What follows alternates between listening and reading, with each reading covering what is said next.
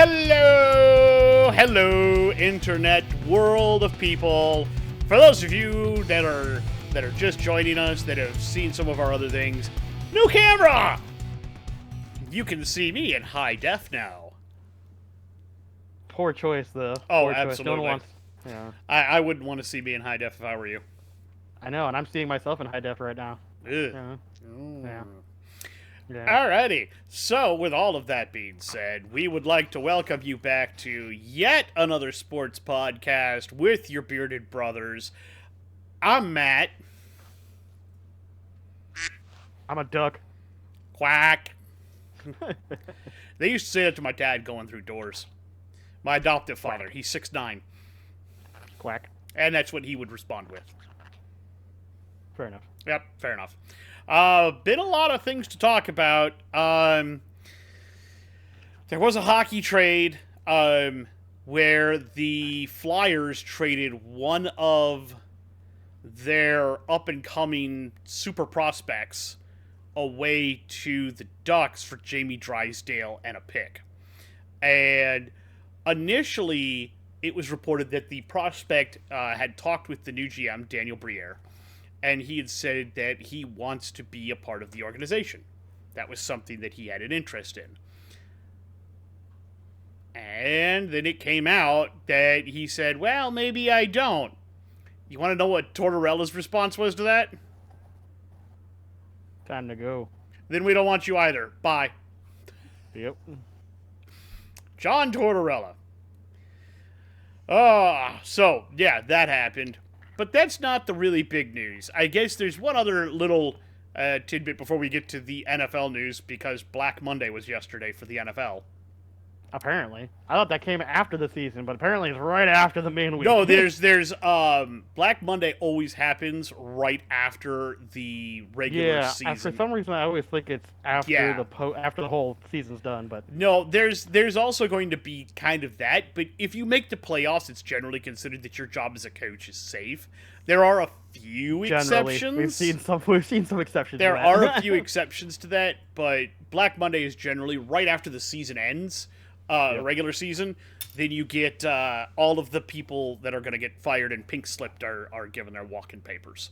So let's talk about the other thing though first, which was very, very, very recently, the young man John Morant was allowed to start playing basketball again for the first time this season, ever since beating up a teenager.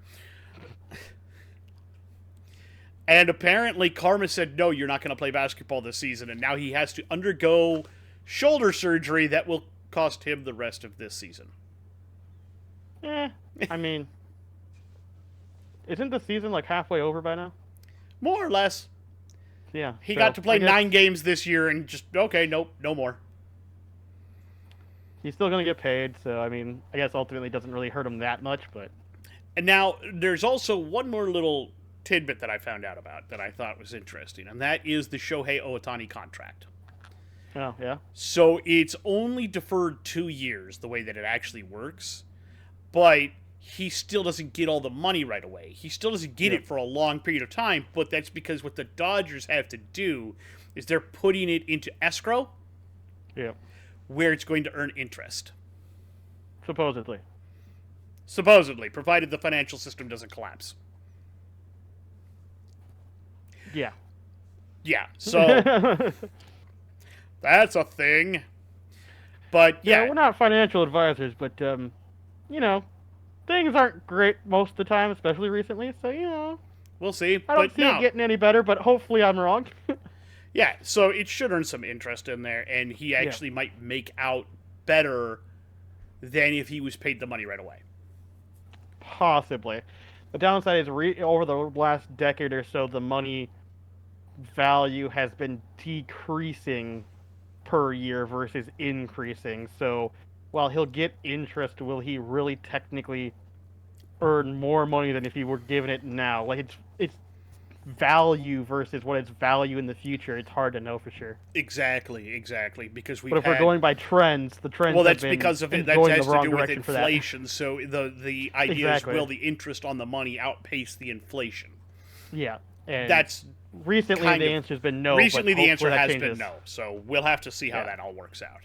All right. But typically we typically have about several decades going down. Eventually it'll start climbing back up. It's just gonna be when, as long as nobody fucks it up real bad. So we'll see. Pretty much. Pretty much.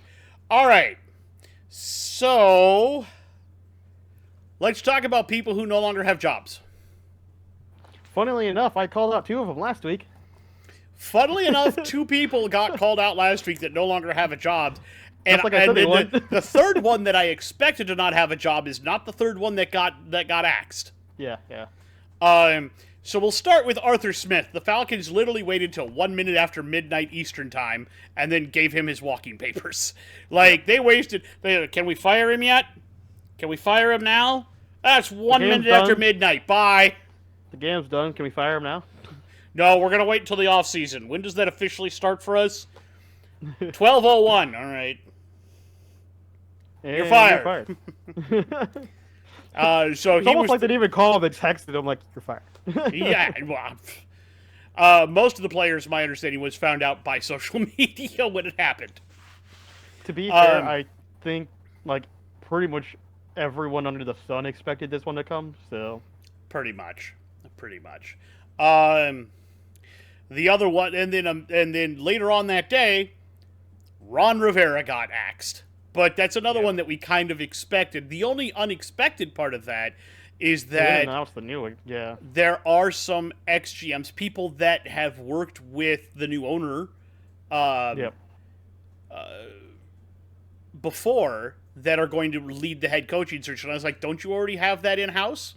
That's what I figured. I thought they is already it that had why that. you brought in Bieniemy? That's what I thought, but now I'm questioning if that's the case or not. Yeah, and I'm in the same boat. I'm sure he'll get an interview. I was going to say either that or they know he's going to be the next guy and they have to interview a certain amount of players. I don't know how the NFL works, so they might have to, there might be a certain amount of like people they have to interview or give chances to outside participants, even though they know they're going to hire in-house. It's hard to say, though. That's entirely possible. I won't say that is incorrect. I know a lot of companies in general do that, where they have to post the job posting outside and do a certain amount of interviews with other people before they can in-house, Yeah. And then later on that day, Wink Martindale, whom the previous day, Brian Daboll said he expected Wink Martindale to be back, and he expected the offensive coordinator to be back. Wink Martindale resigned. Yeah, he's like, no, I'm not coming back. I'm not coming. Apparently, there have been rumors for a while that Daboll and Martindale have not had the best relationship with each other. Frankly, I think the defense was the one part of the team that was actually good this year. Yeah, exactly. It was actually one of their better pieces, so that's actually not good to have. No. I'll be straight honest with you. If the Vikings lose Brian Flores to head coaching, to a job somewhere, I would hire Wink Martindale. I'd be okay with that. Obviously the goal is to try to keep Brian Flores. Yeah. I'm saying if. I have a feeling that since we missed playoffs and the last couple of games did not look so good defensively. I imagine that he will actually be able to stay. I imagine so too. I imagine that's going to happen. So, also the Jaguars. Also, is he even interested? Like, I don't even know if he's even interested in any of the possible jobs. And he might not be either. He totally might not. He might just be looking at the teams and going, "Nah, I'm good, fam." Yeah. The Jaguars have fired Mike Caldwell, their defensive coordinator. Considering the epic collapse of that team on almost every front, I'm surprised the OC didn't go with him. True. Who is their OC right now? I don't even know, and I don't even care. Fair.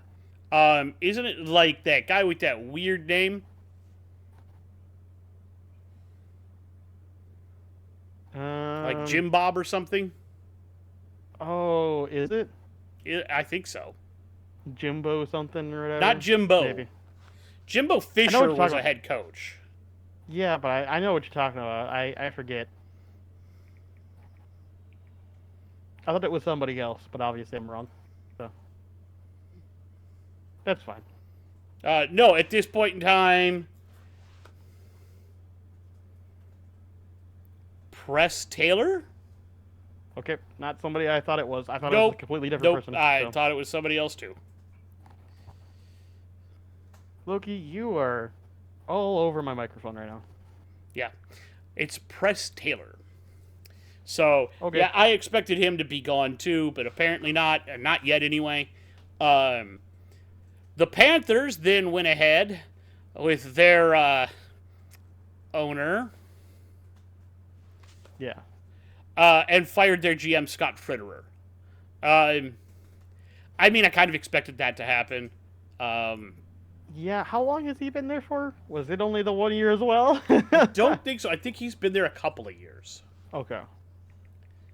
Because I was going to throw some massive shade if he had only been there for a year as well. And been like, man, you didn't even give him time to do anything.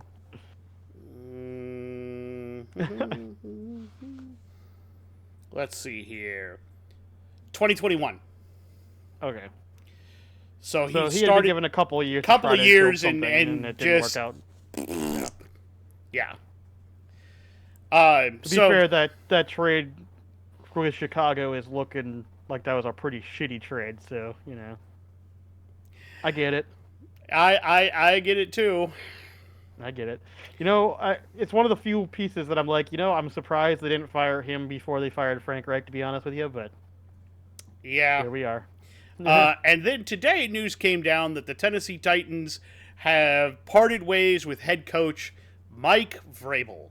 Was not expecting that to happen under any circumstances. I thought No. beating the Jaguars last week saved his job, to be completely honest. I They've honestly, been doing a lot better this back half of the season. And I specifically thought that they were going it to... looked like they had some breath of life in them. I thought for sure they'd give him one more season to try to Yeah. with a new quarterback or new number one, because you only Yeah. had him for the last. And half I mean, of the let's season, be honest. basically, He was only he was coach of the year. What, 2 years ago? Yeah, 2 years ago, I think. So yeah, they didn't give that. Man, his decline was steep and fast. They just got rid of him. And now I don't know if this was something that may have been partially planned if he didn't do well this year, because they did bring in a new GM, and typically GMs like to be able to pick their own head coach. So that might play into it. It's possible. It's also possible that it just came down to the fact they already had a short string on him, possibly for some reason, and that's I don't know. entirely possible as well. It's, for all we know, he could have had issues with upper management. I mean, we've heard of, Vrabel. I've heard is a tough man to get along with. So, not necessarily because he's a bad guy or anything, but just like he's just a tough guy. Like, just in general, he kind of exudes that, and that can ruffle feathers the wrong way sometimes. Yeah, so he is not a political animal by any stretch of the imagination. So I think he's a very straight shooter type of guy. I'm wondering if some of that had something to do with it too. That probably, knowing anything about that I would know about Mike Vrabel. Yeah. I would absolutely guess that he has some sort of issue. Yeah, but I imagine he won't be out of a job for very long. No. Because the guy that still has a job that we're surprised about is Bill Belichick. Yeah. We are kind of amazed. Now, Chris has a theory that I think is probably correct, which is if Belichick gets fired, which he probably will, it's not going to happen. It's not going to happen until after the postseason. That they'll wait till after the Super Bowl to get rid of him. And I don't even think they'll necessarily fire him. I think they're going to basically... I think what will happen is Kraft will pull him in the office and go, it's time to move on. Either we announce that we fired you, or you step down and walk away. Mm-hmm. And I think it'll be a mutual... I think what they're trying to do is figure out, if I'm guessing right, what I'm guessing is taking this time right now is how to handle him stepping down and how to handle the actual press release, because the dude did win a bunch of Super Bowls for you alongside Tom Brady. You can't just axe him. So you have to treat that with deference and, kind of the respect that it deserves. Now, I do think then that their next hire is going to be Mike Vrabel. Probably. They'll have to hire a new GM though, because they're not going to have Vrabel be GM coach. Now I will say that if they wanted to keep Bill as the GM, I'm not I don't like that idea because I don't think he's a very good GM. But I don't think he's a great drafter now. no, he's not. But if you wanted to keep him around as a GM so that nobody else could get him, and then he can eventually retire with the Patriots, that would be That's one way to possible, do yeah. it. To say I have have him come out and say I have decided after considerable discussions with Robert Kraft that I shall turn over coaching duties to the next head coach, and I shall move permanently into the front office as a general manager of the New England Patriots. Now you get to keep him around in New England. You don't let him walk to a rival somewhere, and you get to let him go out on his own terms as a Patriot eventually. Right. Now, it's completely possible that he just straight up retires, too, where he just goes, I'm done. Yeah, I'm done. and that's also a possibility where he says, "I don't care if if I win out on a losing season," because there's that always part of me that says that he wants to be able to coach one more team to like a playoffs and maybe even into the Super Bowl to prove that he can do it without Tom Brady. I don't know if that's going to happen, but I just don't know at this point if it's going to happen. Yeah. Yeah, no, and I don't. The closest he had was that first year with Mac Jones, where they went to the playoffs that first year. That would have been the best time to do it if he wanted to retire on a high note. So, other things to talk about. I want to talk about the draft order. Because the upper part of the draft, all the way down to pick 18, is now set. Yep.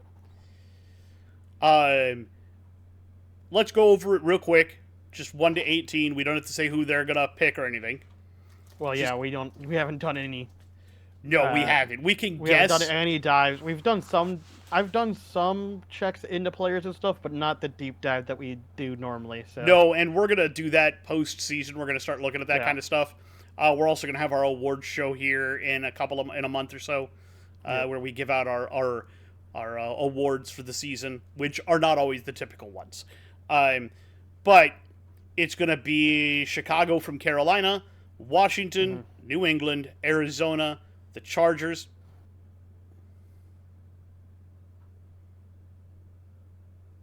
I'm coming back. I promise.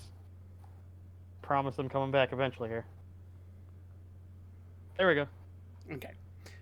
The Chargers, the Los Angeles Chargers, the Giants, the Titans, the Falcons, the Bears, the Jets, the Vikings, the Broncos, the Raiders, the Saints, the Colts, the Seahawks, the Jaguars, and the Bengals. Those are the top 18. Right. That puts Minnesota, if you noticed, at 11.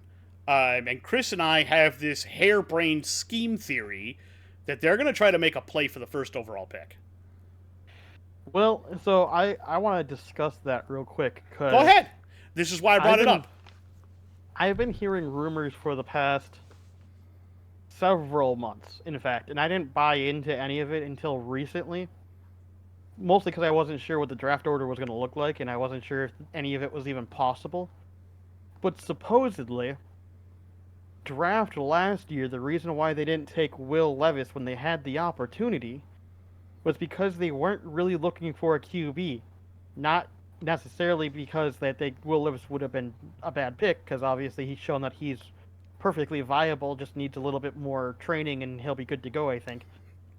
It's more the fact that they were already looking at next year's draft and going, these guys are it. These are the guys we want. There's like 3 or 4 of them that they were looking at right off the bat for 2024 and going, these guys are the guys that we think are going to be potential superstars.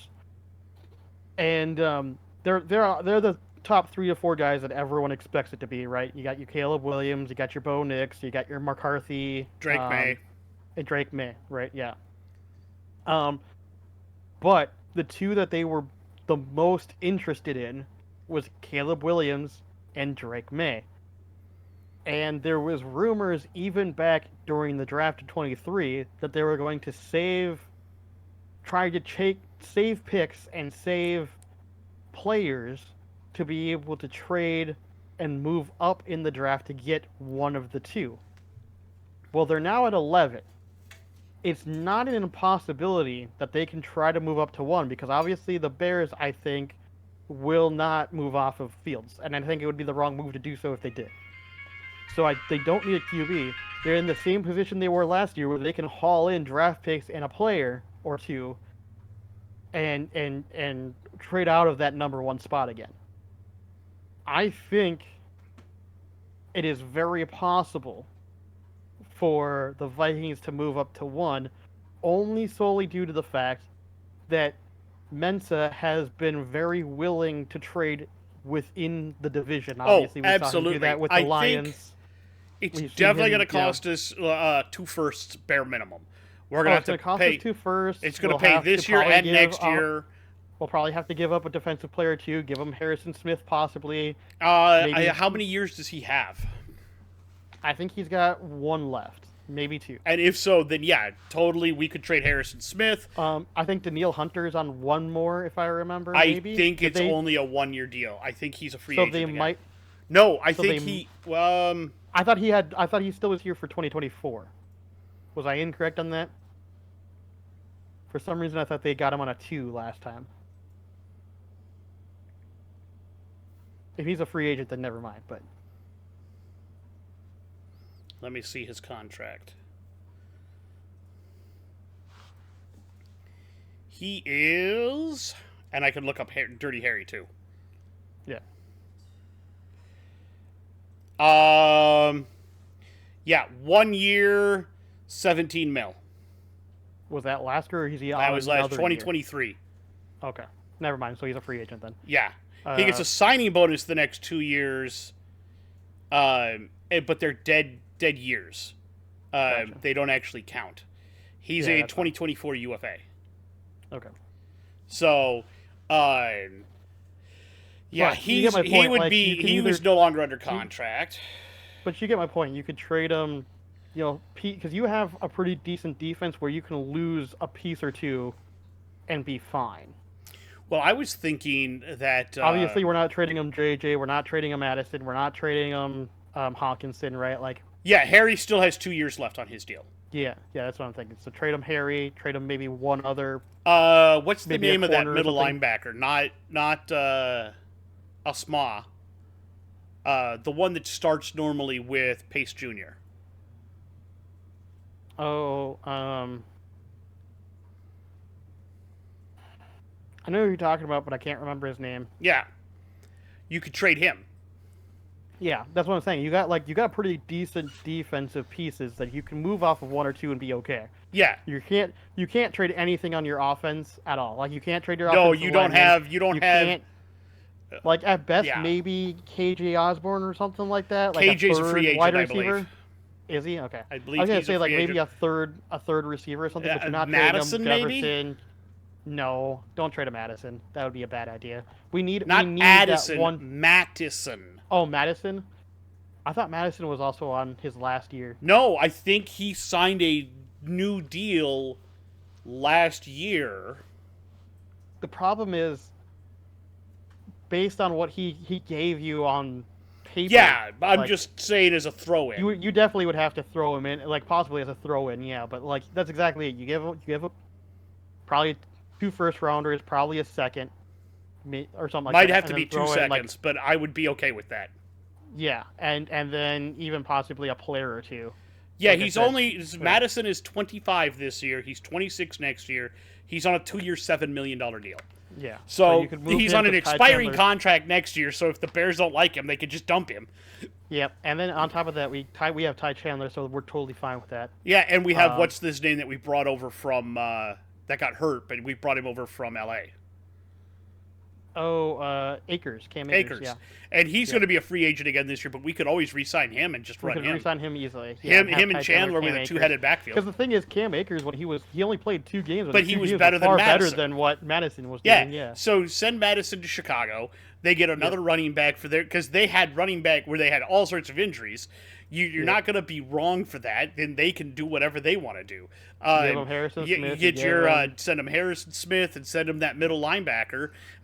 2 firsts and a second and maybe a third or something. Yeah, I would be okay with that. And then move up and grab Caleb Williams. Now, obviously, if we can't make that work, I think getting Drake May is still very viable trying to trade for the second or third pick.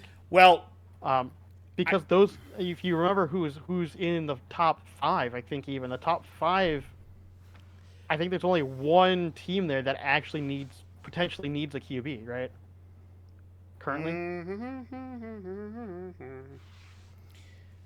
not really. There's a couple. is there? Uh, I thought the top five only had one Chicago, team. Yeah, Washington, Chicago doesn't need one. Washington might. New England, Okay, New England might. Arizona, and the Chargers. Arizona doesn't, and Chargers don't. So yeah, two. Okay, so if you, and obviously 2 and 3 is New England and They would, if the Chicago, and the other thing is, you're also going to face challenges to move up from both the Giants and the Falcons. yeah. 6 and 8. Well, the Giants won't, and the reason why is remember they paid Danny Dimes way too much money. They're that, but what we've seen with Russell Wilson too, I will not write them out of drafting another quarterback and just eating Dimes' salary and getting rid of him. Maybe. I don't think they will, but Falcons probably will. And also don't forget the other team that probably will try to move up if they can, which we have the Broncos, because I'm pretty sure they're moving on from Russell Wilson. Yeah, and they're right behind us at 12. Yep. So they're also a team that wants to move up and try to get. And they might offer up a wide receiver too, like Judy or Sutton. Judy, Sutton. Sutton. Yeah. And so we're gonna have to put together a pretty good deal. Because obviously, I thought for sure that we would be able to move to second or third, but second and third aren't moving. They're picking QB. Yeah, they're not moving. The closest we would get is 4th with the Cardinals, and they don't want to move. They're going to want to pick Harrison Jr. Yep.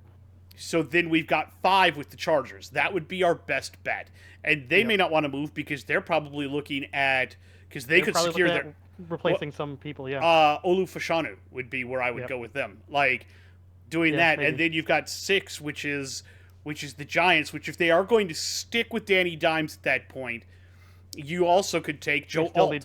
Joe Alt right still there. Need to move up a bunch of spots too. Yeah. So it's one of those things where it's gonna, if we can't get number 1, it's going to be really difficult to get one of the move top up any 3 higher. or 4. Yeah, and then because after we get past a couple like that, because there's only really 3 teams that are super looking quarterback definitively, and that would be Atlanta at 8, and then the 2 and 3, and so, if we have to wait till 11, there's still going to be either Bo Nix or Penix Jr. J.J. McCarthy is probably still going to be sitting there. There'll probably be one of them still sitting there, but obviously, from everything I've heard, they really, really want Williams. Or and Drake I May. don't blame them. I would really love to see them move up and see what they could do. And it's also possible that Washington is all aboard the Sam Howell train still, and may move out of that. They are anymore, though. I don't think they should be, but I'm not going to.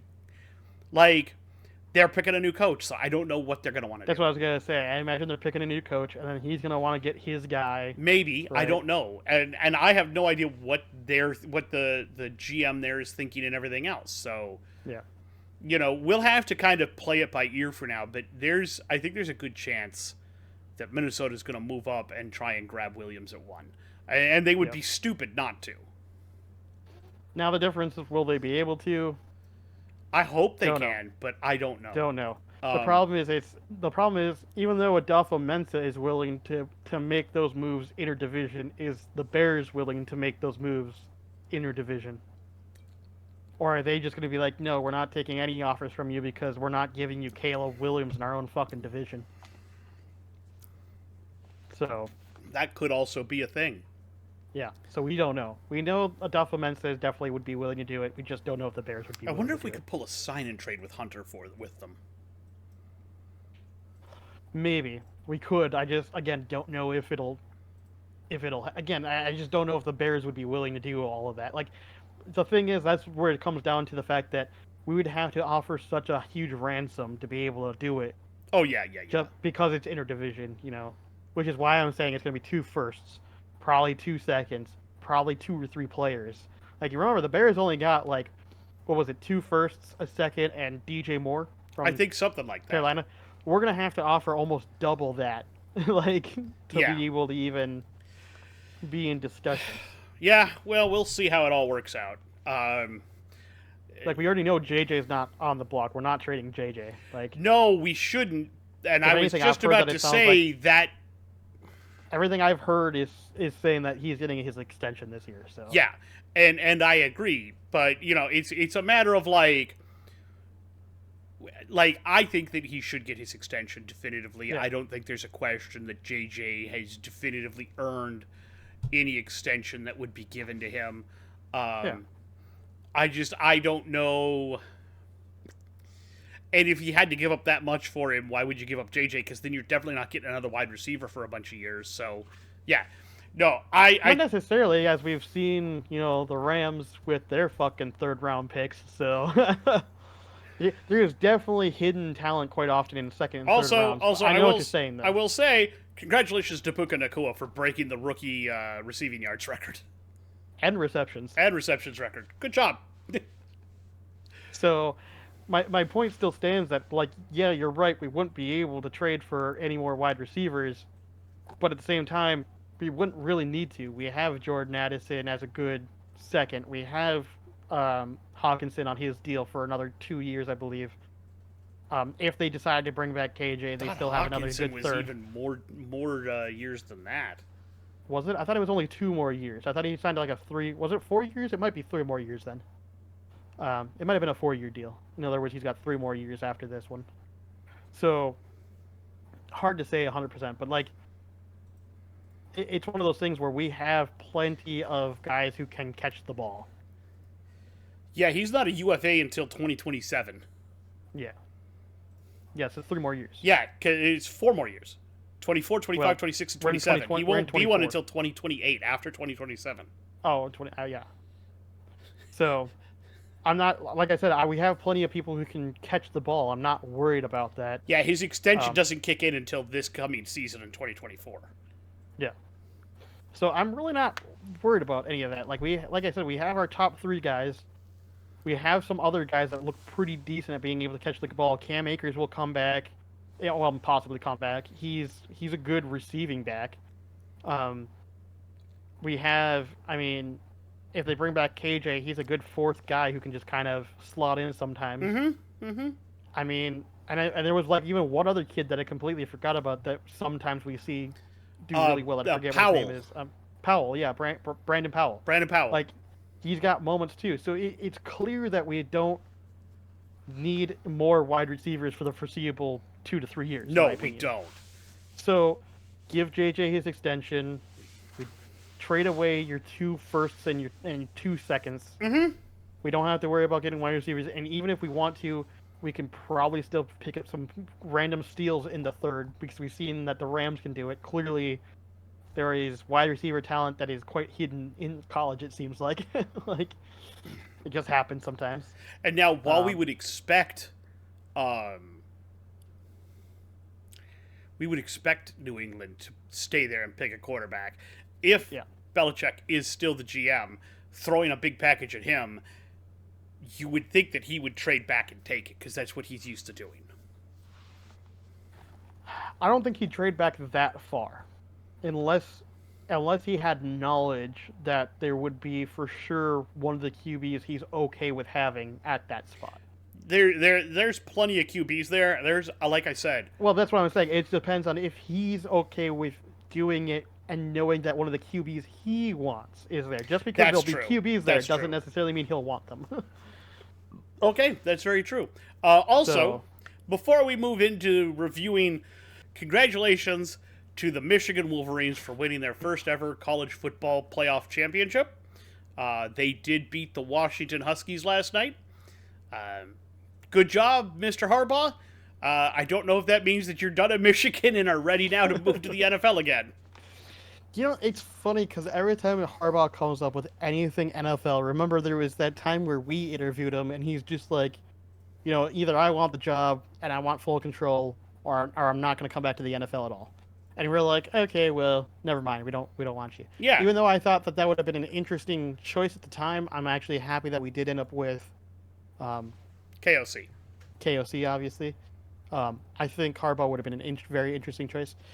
But every year, the, everyone still talks about Harbaugh possibly coming back to the NFL, and every year he keeps saying, "I'm not going back to the NFL, but I'm gonna interview, but I'm not coming back to the NFL." It's just like, what are you doing, Harbaugh? Stop teasing people. Either come back or fucking don't. I don't know where he's going to wind up. No idea. But Honestly, it'd be really interesting to see him with the Chargers. I agree with that. I think that would be a lot of fun for them. Yeah. There's no way he's going to take like the Falcons or No, he's not taking the Falcons. He's not taking Washington or the Patriots. He's not taking even. the Panthers. He's probably not taking the Titans either. Although No, that wouldn't be horrible. that one wouldn't be horrible. I think, and he's not taking the Patriots. I think if he's going to go, it's going to either be the Chargers or possibly the Titans. The Titans are like the black horse in my opinion, but I think more likely the Chargers are more likely the option he goes if he comes back to the NFL. Okay, so I did have a question before we get into reviewing the week, because so when we pick next week, do we want to pick a full playoff bracket and then pick games and then go week by week again, or because I think it would be fun to predict the full playoffs and see who we think the Super Bowl is going to be and who the champions are, and then just do it again week by week as it comes through, because obviously our brackets are not going to be correct. I mean, we can if you want. It's not really a big deal, I guess. And we'd have to then predict who we're going to win this week and then predict who's going to face. The problem is going to be coming down to seeding. Who's going to play who then? You'd have to know who's going to play who. Yeah, never mind then. So we're just going to go week by week again. Yeah. It's just gonna be easier to do week by week. Because the way they seed it and do it now is very weird. It's not. Yeah. I mean, typically it's supposed to be weakest plays next person, but then the seeding after that is always a little. Yeah. Yeah. So, like for example, the Ravens, not this week, but the following week are gonna play the lowest seed, whoever that is, and then the rest of the seeding is kind of really wonky in my opinion, but. Yep. So I think we can do that once we get to, obviously, the championship next week. Yeah, that would be easily enough. Once we go to next week, we could. I think the wild card week is going to be able to do that with. Okay. All right. Yeah. So let's get started then. Week 18, final week of the regular season. I believe I asked you to take the first game. Well, the first one I had on my list was Steelers-Ravens. Yep, I believe I asked you to take that, and then I took the Texans-Colts. All right. Well, we can go over Steelers-Ravens. Steelers did beat the Ravens. Oh, I forgot to put scores down. Oh, well, it doesn't matter. Steelers beat the Ravens. They did win 17-10. I picked the Steelers. You picked the Ravens. Bang! I'm correct. Ravens did lose, but of course they didn't play like half their starters. So, I mean... I do believe your words last week were, then the Steelers are going to lose to the Ravens' backups. To be fair, for a while there, it really did look like that was going to happen. So you can claim all you want. You knew for sure the Steelers were going to win that game, but let's be honest, it was far closer than even you probably thought it was going to be. Blood Demon. The Steelers. You know what? The fact that the Blood Demon not only got them to 500, but then also allowed them into the playoffs is fucking insane. What did I just want to know? What did Mike Tomlin feed up his firstborn kid to the Blood Demon or something like? Kenny Pickett's ankle. And his ankle? Like, my God, like I don't know. I have thoughts on Mike Tomlin. I like Mike Tomlin as a coach. He's a good coach, but I think his time with the Steelers should be done. He should move on somewhere else. Not that it hasn't been successful, but it's clear that like the Steelers have been just slowly degrading. Getting worse every year. I think there's gonna be a point where it's just like he needs a new scenery. Is all I'm gonna say. Anyways, side shit done. Let's look at stats.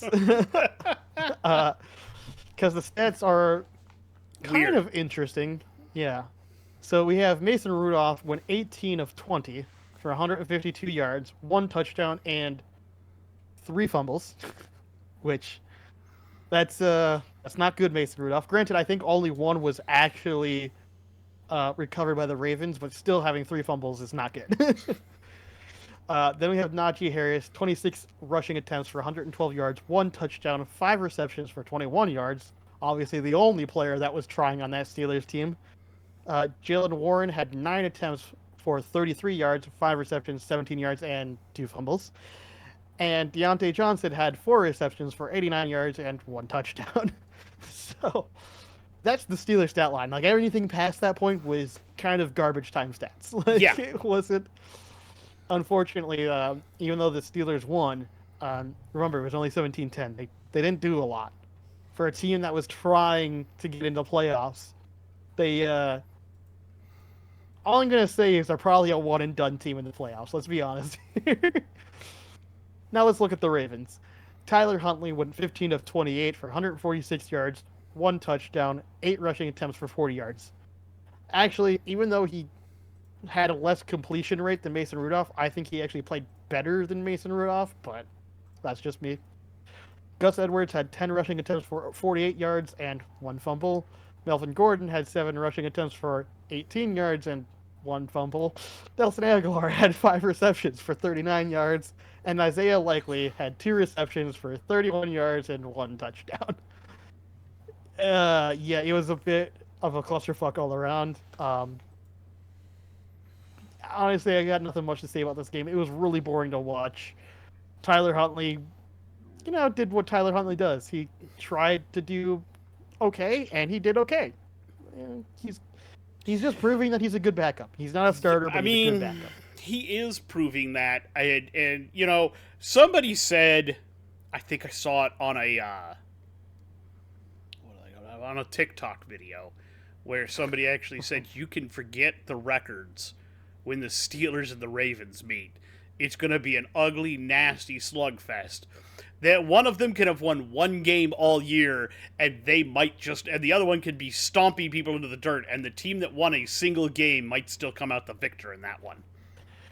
While I can agree with that, let's be honest, if the Ravens had played their starters, this would have been a shit show for the Steelers. More than likely, yes. More than likely. So, frankly, I don't agree with that opinion in that case. In this case, because the Ravens were still playing mostly backups, I mean, it is what it is. The Ravens' second string put up a hell of a fight against the Steelers' first string, I'll say that much, which is pretty sad for the Steelers, which is why I'm saying the Steelers are probably a one-and-done team, but we'll see. We'll see. I will say that you're probably correct, because they have already said that T.J. Watt has been ruled out. Yep. And that Mason Rudolph is the starter. Man, and I feel so bad for Kenny Pickett, because he's been saying he's ready to play for the past several weeks, and they just won't play him. And I don't fucking get it. This is one of the reasons why I think Mike Tomlin just needs to move on, because for some reason he's got a thing for Mason Rudolph, and I don't get it. Maybe Mason Rudolph has compromising pictures of him? I don't know, but I do know that he needs some new scenery. I don't know, maybe send him to the Patriots. I don't fucking know. So he can bring Mason Rudolph with him, and he can win there with him. Maybe win there with him. All right. They get plenty of snow up there to make sense. Oh, boy. All right. Moving right along, then. You're done with that one? Anything else to say about it? No. It was a bad game. It wasn't fun to watch. It was not. This was one of the more fun games to watch, honestly, and that would be Texans at Colts. We both picked the Texans. We were both correct. Texans win 23-19, and that game was very, very fun to watch. I enjoyed watching that game and watching the Texans win. And I wasn't sure at first, but it was whoever won was going to secure a playoff spot and potentially the division. We'll get to whether or not that happened later. So let's talk about... Huh? Is it fair? So, but the Texans definitely delivered themselves into a playoff spot. Yep. C.J. Stroud, 20 of 26 for 264 yards and 2 touchdowns. They had no answer for C.J. Stroud. None. Most teams don't, to be fair. Dude, he torched that secondary. I can't wait to see him in playoffs. He's going to be so good, dude. Singletary, 24 carries, 63 yards, and a touchdown. And the other player that the secondary had zero a chance of stopping and just no answer for. Nico Collins, 9 receptions, 195 yards, and a touchdown. Dalton Schultz, their tight end, also caught 5 for 42. Stroud also ran it 3 times for 20 yards. This was... They went all in on this. To'o did recover a fumble. Will Anderson Jr. surprisingly mostly held off the stat sheet. They did sack Minshew once. They did not pick him off. So, moving over to the other side, Gardner Minshew, 13 of 24 for 141 yards. Taylor, now I will say this, Texans had no answer for JT. 30 carries, 188 yards, and a touchdown. Zach Moss also ran 6 times for 30 yards. Downs, 3 receptions, 48 yards. Pittman Jr., 5 for 44. What I will say is that at the end of the game, with the game on the line, who was on the sidelines? Jonathan Taylor. I don't understand it. I don't know why it happened. I don't know either. I don't know why it happened. I mean, he played. I don't know why they didn't have him play the entire time. I think because Shane Steichen must have gone to the Pete Carroll school of scoring touchdowns at the end of a game. I don't know. For those of you that remember that. That was an interesting choice.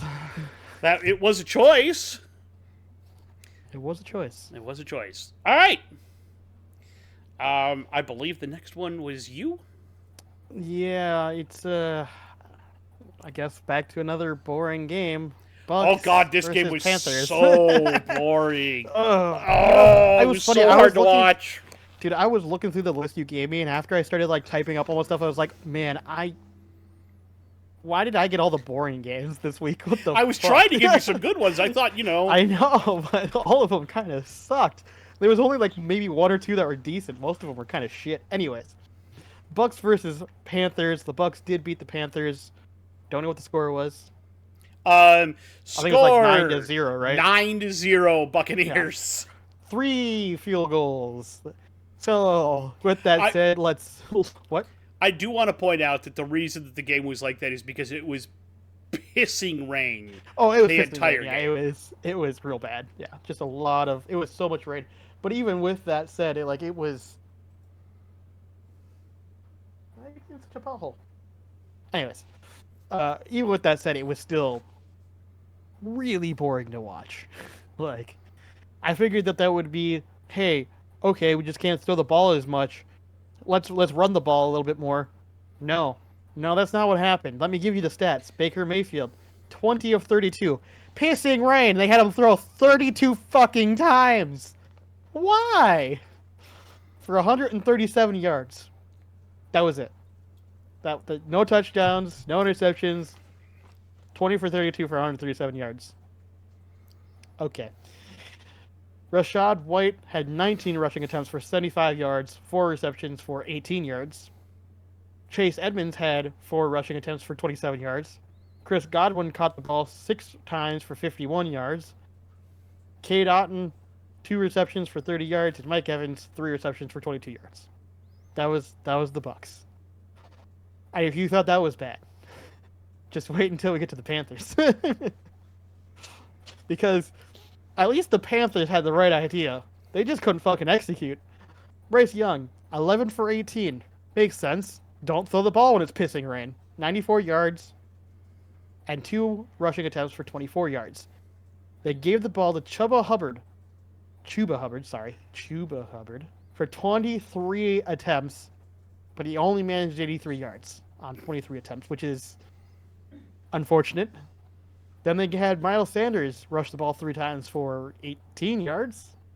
And then the 2 receivers that did anything was DJ Chark for 2 receptions for 46 yards and Adam Thielen for 2 receptions for 12 yards.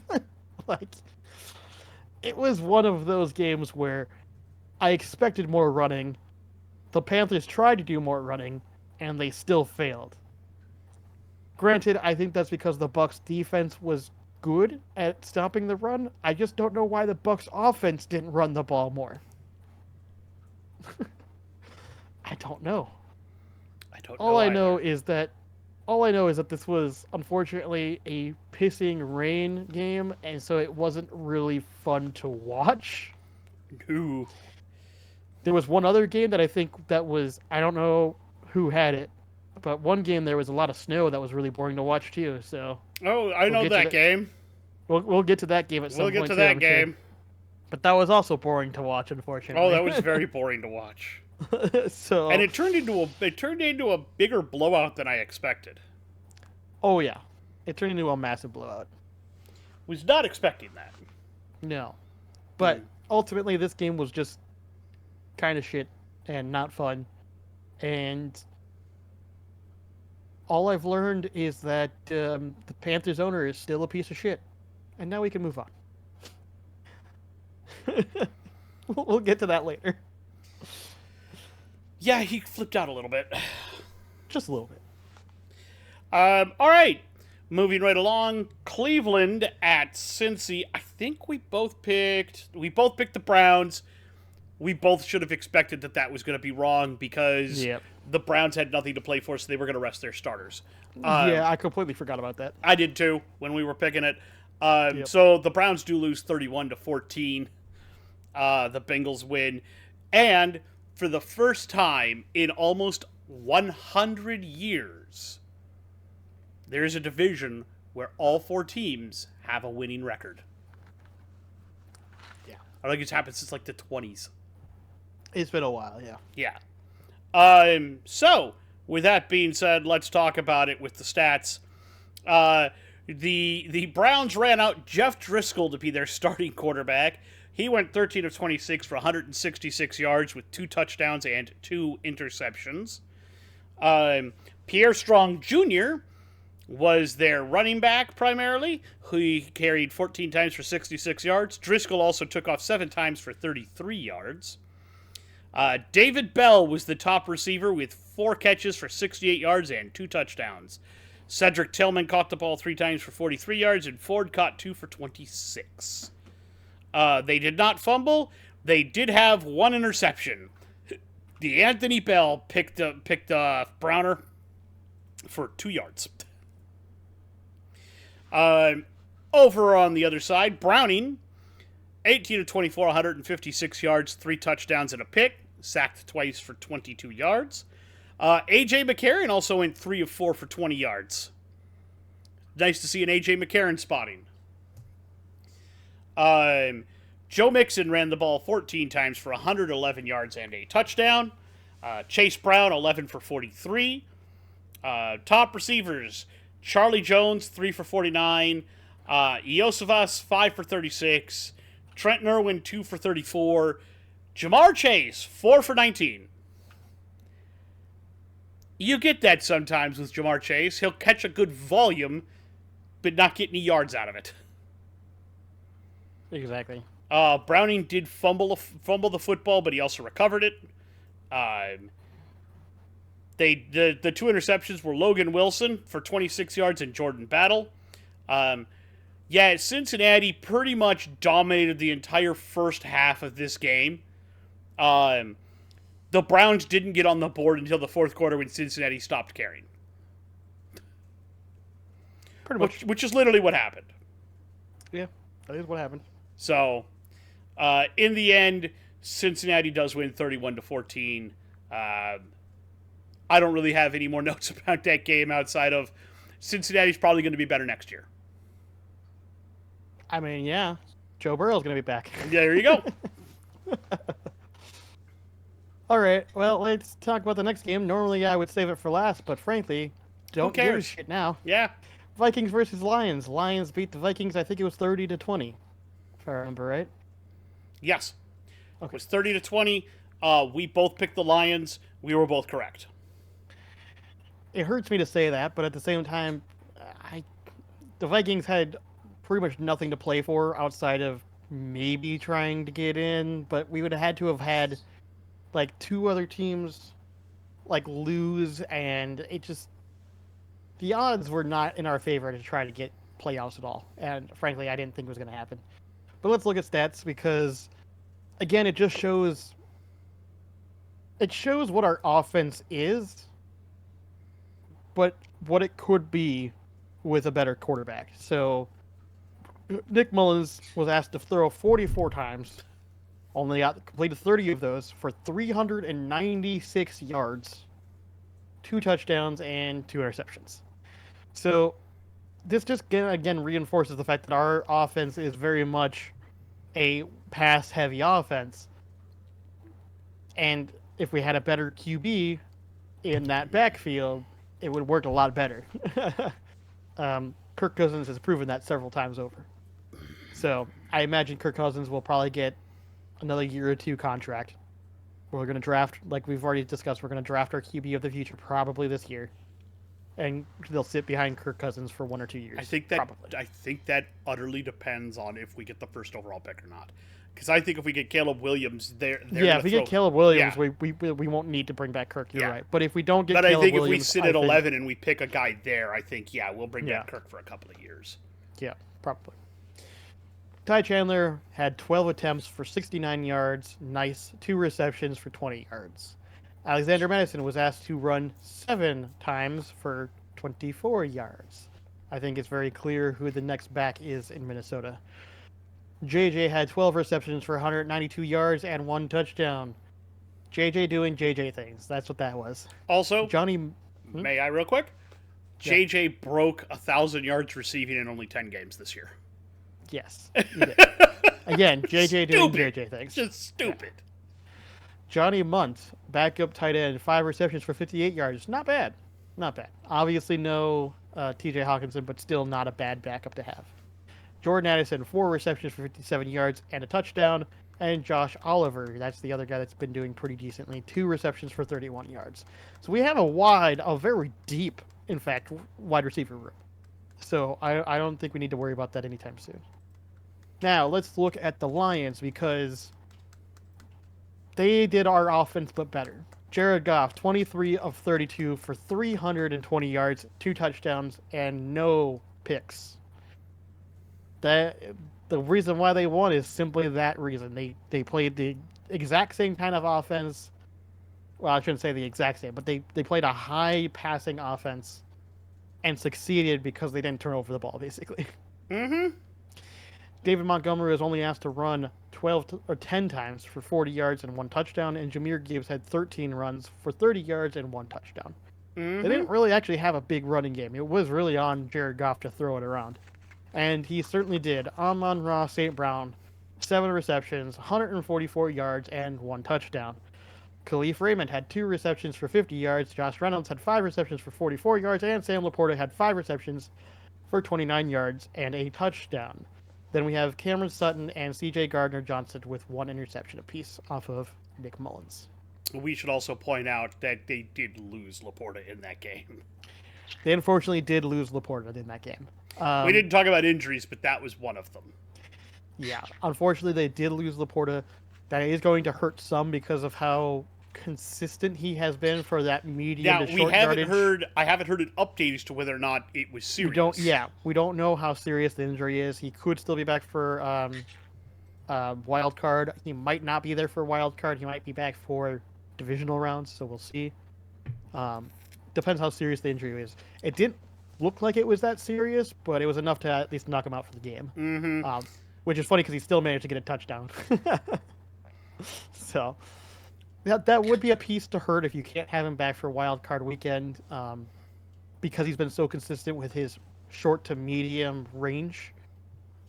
However, still having Amon-Ra St. Brown, Josh Reynolds, Raymond, who's their other deep threat that they have there? That other guy, I forget what his name is off the top of my head right now. He didn't really do much in this game, but there's another deep threat guy. Didn't Raymond also go out hurt? Did Raymond? I don't think he did. I thought he did. Did he? I don't think he left the entire game, but maybe I'm wrong. But yeah, there's don't they also have Jameson Williams? Yeah, Jameson Williams. I think he'll be back for wild card though. Yeah. So I think ultimately they still have enough weapons, along with the fact that the running game normally does better than it did this week with David Montgomery and Jahmyr Gibbs. I think they'll be okay. But we'll see, because who they end up pulling to play is going to be real tough, actually. But we'll talk about that when we get there. But yeah, this was definitely a Lions showcase of this is why they're in the playoffs. This is why they had been hot the first place. They cooled down and they got hot again. So I think the Lions are in a good position, but we'll see. We'll see. All right. All righty. Are you done? Yep. Next game then. Jets at Patriots. This was the other game we were talking about. You picked the Jets, I picked the Patriots, because I hadn't picked them all year, and now I know why I hadn't picked them all year. Jets win 17-3. This game was the definition of a snow game. Like, it was coming down out there in the snowy fields. And the Jets proved the superior team because, I mean, I don't understand what they were doing with Simeon. Well, let's talk about it. They asked Trevor Simeon to throw 20 times. He was 8 of 20 for 70 yards.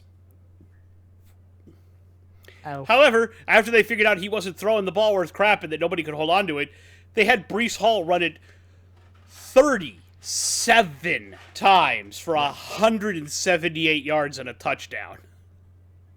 Hey, you know what? It's a snow game. That makes sense to me. That makes perfect sense to me. Also, Israel Abanaconda went 3 times for 6 yards, and Simeon 2 for 1. Garrett Wilson, 2 catches, 34 yards. Conklin, 2 for 16 yards. Breece Hall, 2 for 12. Fumbles. Ashton Davis fumbled and lost. Xavier Newman fumbled. Xavier Gibson fumbled and recovered. Simeon recovered. The Jets' defense did manage to sack Zappe 7 times, which is stupid. They picked him off twice. Ashton Davis picked him off and went 14 yards and then fumbled the football back to the frickin' Patriots, which, hilarious. I saw that. That was kind of funny. That was funny. That was the best part of that game. And then Tony Adams picked off Zappe once. So, yeah, it was a bad day to be a Patriot. Let's talk about those boring stats. To be fair, it's a bad day to be the Patriots the entire season, but you know. Bailey Zappe, 12 of 30 for 88 yards and 2 interceptions, 7 sacks for 57 yards. Well done. Ezekiel Elliott, 13 for 54. Jalen Reagor ran once for 17 yards. Zappe scrambled 3 times for 13 yards. Yeah, Jalen Reagor, 1 catch, 33 yards. Ezekiel Elliott, 5 for 27. This was just a comedy of errors by the Patriots. Joe Cardona fumbled and lost. Joe Cardona fumbled the ball. Behringer recovered it. And then Viridian Love was another guy who recovered a fumble, and I believe he recovered the Ashton Davis fumble. They did sack Simeon once. They did not pick him off. This was an incredibly boring game to watch. And there was still a period of time where, like, I was like, New England could still win this, like, 10-6. And then all of a sudden the Jets came out and did stuff. And I was like, oh, well, never mind anymore. They decided to start running the ball like a bunch of actual intelligent human beings for once. Yeah. By the way, I kept thinking that maybe he was going to get axed this year, too. I still think it was unfair to put all of that on him, and so I figured they'd give him one more chance. I figure he's got one more year, and if he and Rodgers don't get it together, he's toast. 100%, because they've paid a lot of money for, obviously, bringing in Rodgers and even himself.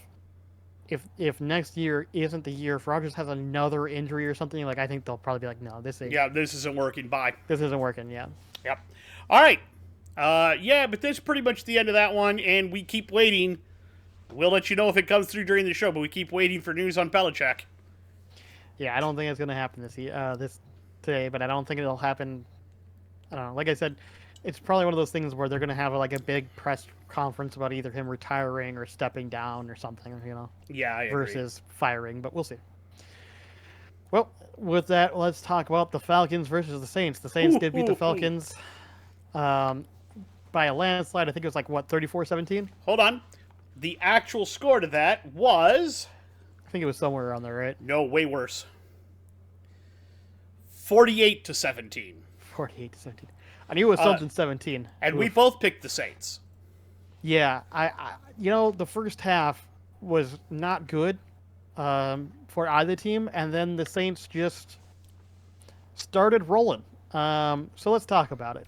Desmond Ridder went 22 of 30 for 291 yards, 2 touchdowns, 1 interception, and 1 fumble. Logan Woodside came in as relief, I think, at some point for Ridder. I think it was because they were checking for concussion. He threw the ball 3 for 4, 27 yards, and an interception. Sad days, Logan. Bijan Robinson had 11 rushing attempts for 28 yards. Oof. But he had 7 receptions for 103 yards and 1 touchdown. So, if he can't run the ball, I guess make him a wide receiver. Tyler Algier ran the ball 6 times for 24 yards and had 3 receptions for only 10 yards. Scott Miller had 2 receptions for 66 yards, and Drake London had 4 receptions for 41 yards. That was really the only standouts for the Falcons, and frankly, it was the Bijan show, more or less. Like, I promise you, you get the Falcons a good quarterback, and that team is ready to go. Like, their offense looks pretty good if you just give them a competent quarterback. Now let's talk about the Saints, because holy shit. Derek Carr, 22 of 28, 264 yards, 4 touchdowns, and 1 fumble. They had Kendre Miller running the ball 13 times for 73 yards, 1 touchdown. Taysom Hill, of course, had 6 rushing attempts for 51 yards and 4 receptions for 28 yards. Jamal Williams had 14 rushing attempts for 26 yards and 1 touchdown. We'll get to that. Yep, we'll get to that. Rashid Shaheed had 3 receptions, 65 yards, and 1 touchdown. Chris Olave had 3 receptions for 56 yards and 1 touchdown.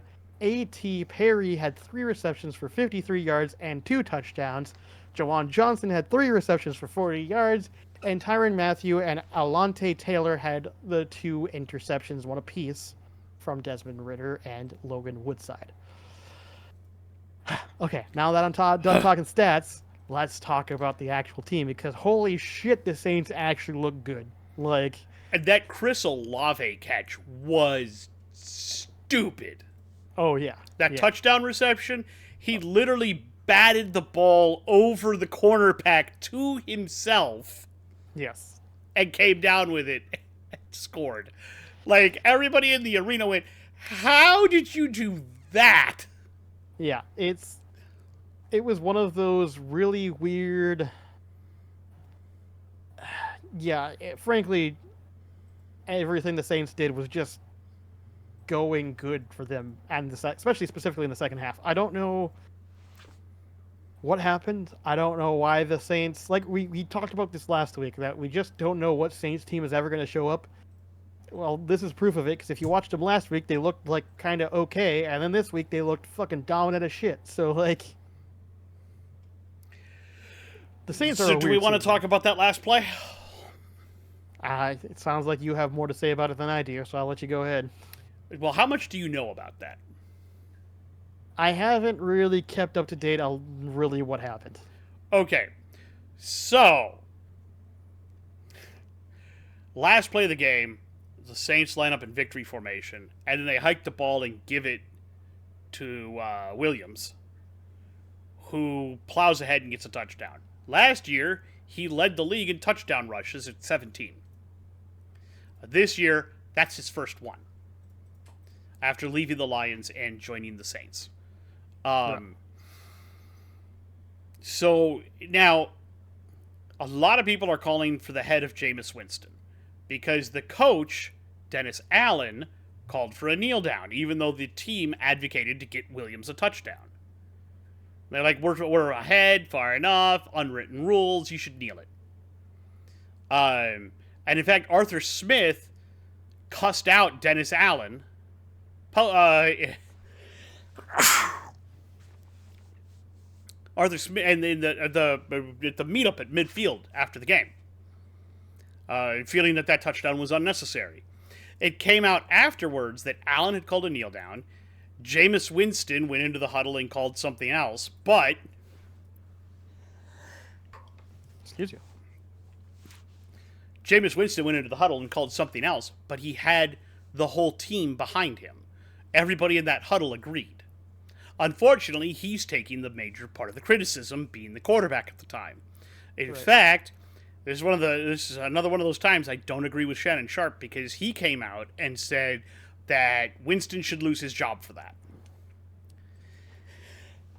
Good gracious. I disagree with that entirely, because that was a team call in the huddle. Yeah. You know who should lose their job for that? Because if your entire huddle goes against what you want and goes rogue, you've lost the locker room. Dennis Allen Not needs necessarily. to lose. I just feel like Dennis Allen hasn't been a great head coach, and I feel like this was the straw that should break the camel's back. I think he's been fine, honestly. I think that a lot of the things that happened this season was not his fault. I mean, consider the fact Derek Carr kept getting fucking injured all the goddamn time, and the Saints were technically in sort of a weird rebuild mode. They're not, like, fully in it. They still have some pieces that they're still missing. So I think he's done fine with the team that he was given. I think he's been perfectly content. I will agree that the unwritten rules. I mean, I will say that it should have been a kneel down. Like, it's one of those cases that it is an unwritten rule that, like, you shouldn't run up the score. It's kind of rude to run up the score, and I agree with that.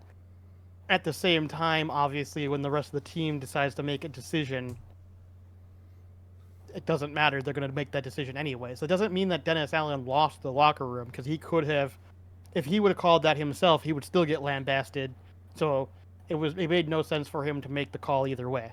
So yeah. I don't think he lost the locker room as much as it was the players trying to help Jamal Williams, not necessarily going, we disagree with you, Dennis Allen, you shitty coach. I think it was more of a situation that they were behind their players because that's what they do, and the coach was making the correct decision, even though, everybody was behind Williams. So I don't think any party was actually wronged here. I don't think anyone should lose their job. I think Shannon Sharpe is a piece of shit of a human being. We've talked about this last year. We're talking about it again this year. He's not a good dude. He's shown it several times he's not a good dude, and he's shown several times he has shitty opinions, especially about football. Well, and I'm not going to say that you're entirely wrong about that, but what I'm going to say is as a, I think what made me mad about Dennis Allen was him immediately throwing Winston under the bus to the media, rather than saying, hey, the team in a huddle, I asked them what happened, they said they came to a consensus and this is what they wanted to do. I don't 100% agree with it, and we'll have to talk about that in the future, but I'll support them in their call. Winston did make the decision, so it is... Exactly, but there are ways... So it's one of those things that he didn't say it incorrectly. I don't think he was... I'll put it this way. I don't think he was intending to throw anyone under the bus. I think it was, this is the truth of it, and while he could have said it in a better way, I think he just came out and said, this is what happened, and that's what it was. I just think that he could have said that a lot better. And yeah, he could have been more political about it, but at the same time, we've discussed how some coaches are like that. Mike Vrabel is one of those guys. He would have just came out and told you that this is what it was, and that's what happened. That doesn't also, make though, it I think Mike Vrabel would have say. just gone for it anyway. But maybe not, actually, because most of the time you see that he'll kneel it down too. It's one of those cases that I don't think anyone was really in the wrong. I think Arthur Smith just came across as a whiny little bitch, though. Like, yeah, that's you already true. lost, bro. Why are you getting mad about the very end of the game? Like, yeah. All right. So it's one of those weird situations for me. But where yeah, I don't. That's really why, think... because it's created. The only reason I wanted to talk about it is because it's created such a hubbub on the internet right now. Yeah, I just don't think anybody should lose their job. I don't think anyone really did anything super wrong outside of Okay, yeah, that's probably not super sportsmanlike, but at the same time, I get that the players wanted to support Jamal Williams, so it is what it is, Is what it is. Nothing to say. All right. pretty much. You done with it? Yep, I'm good. All right, next game. Jacksonville at Tennessee. You picked Jacksonville. I picked Tennessee. Tennessee wins 28-20. God damn it. God damn it, Jacksonville. You just can't Dude, do anything right, can you? epic collapse. Epic collapse. The back half this was season. so bad for Jacksonville. Oh yeah, Jesus. because I mean, if you look at their season before I even get into stats, Jacksonville coming into this, like coming down to the back part of the season, right? They literally up until all right, when they faced off against the Titans last, they still had a really good record. They had won, they had won 7 games at that point. They won the 8th game, beating the Titans. Okay? They would win one more game all season, and that was the next week against the Texans, which they won 24-21. Yep. After that, they lose to the Bengals, they lose to the Browns, they lose to the Ravens, they lose to the Bucks, they beat the Panthers, my bad. They literally won 9 games this year, and then they lose to the Titans to lose out. Yeah. I don't know what else to tell you about that. Epic collapse down the back end of the season. Just could not pull it together. Let's talk some stats. Trevor Lawrence, 29 of 43. Oof. 280 yards, 2 touchdowns, and 2 picks.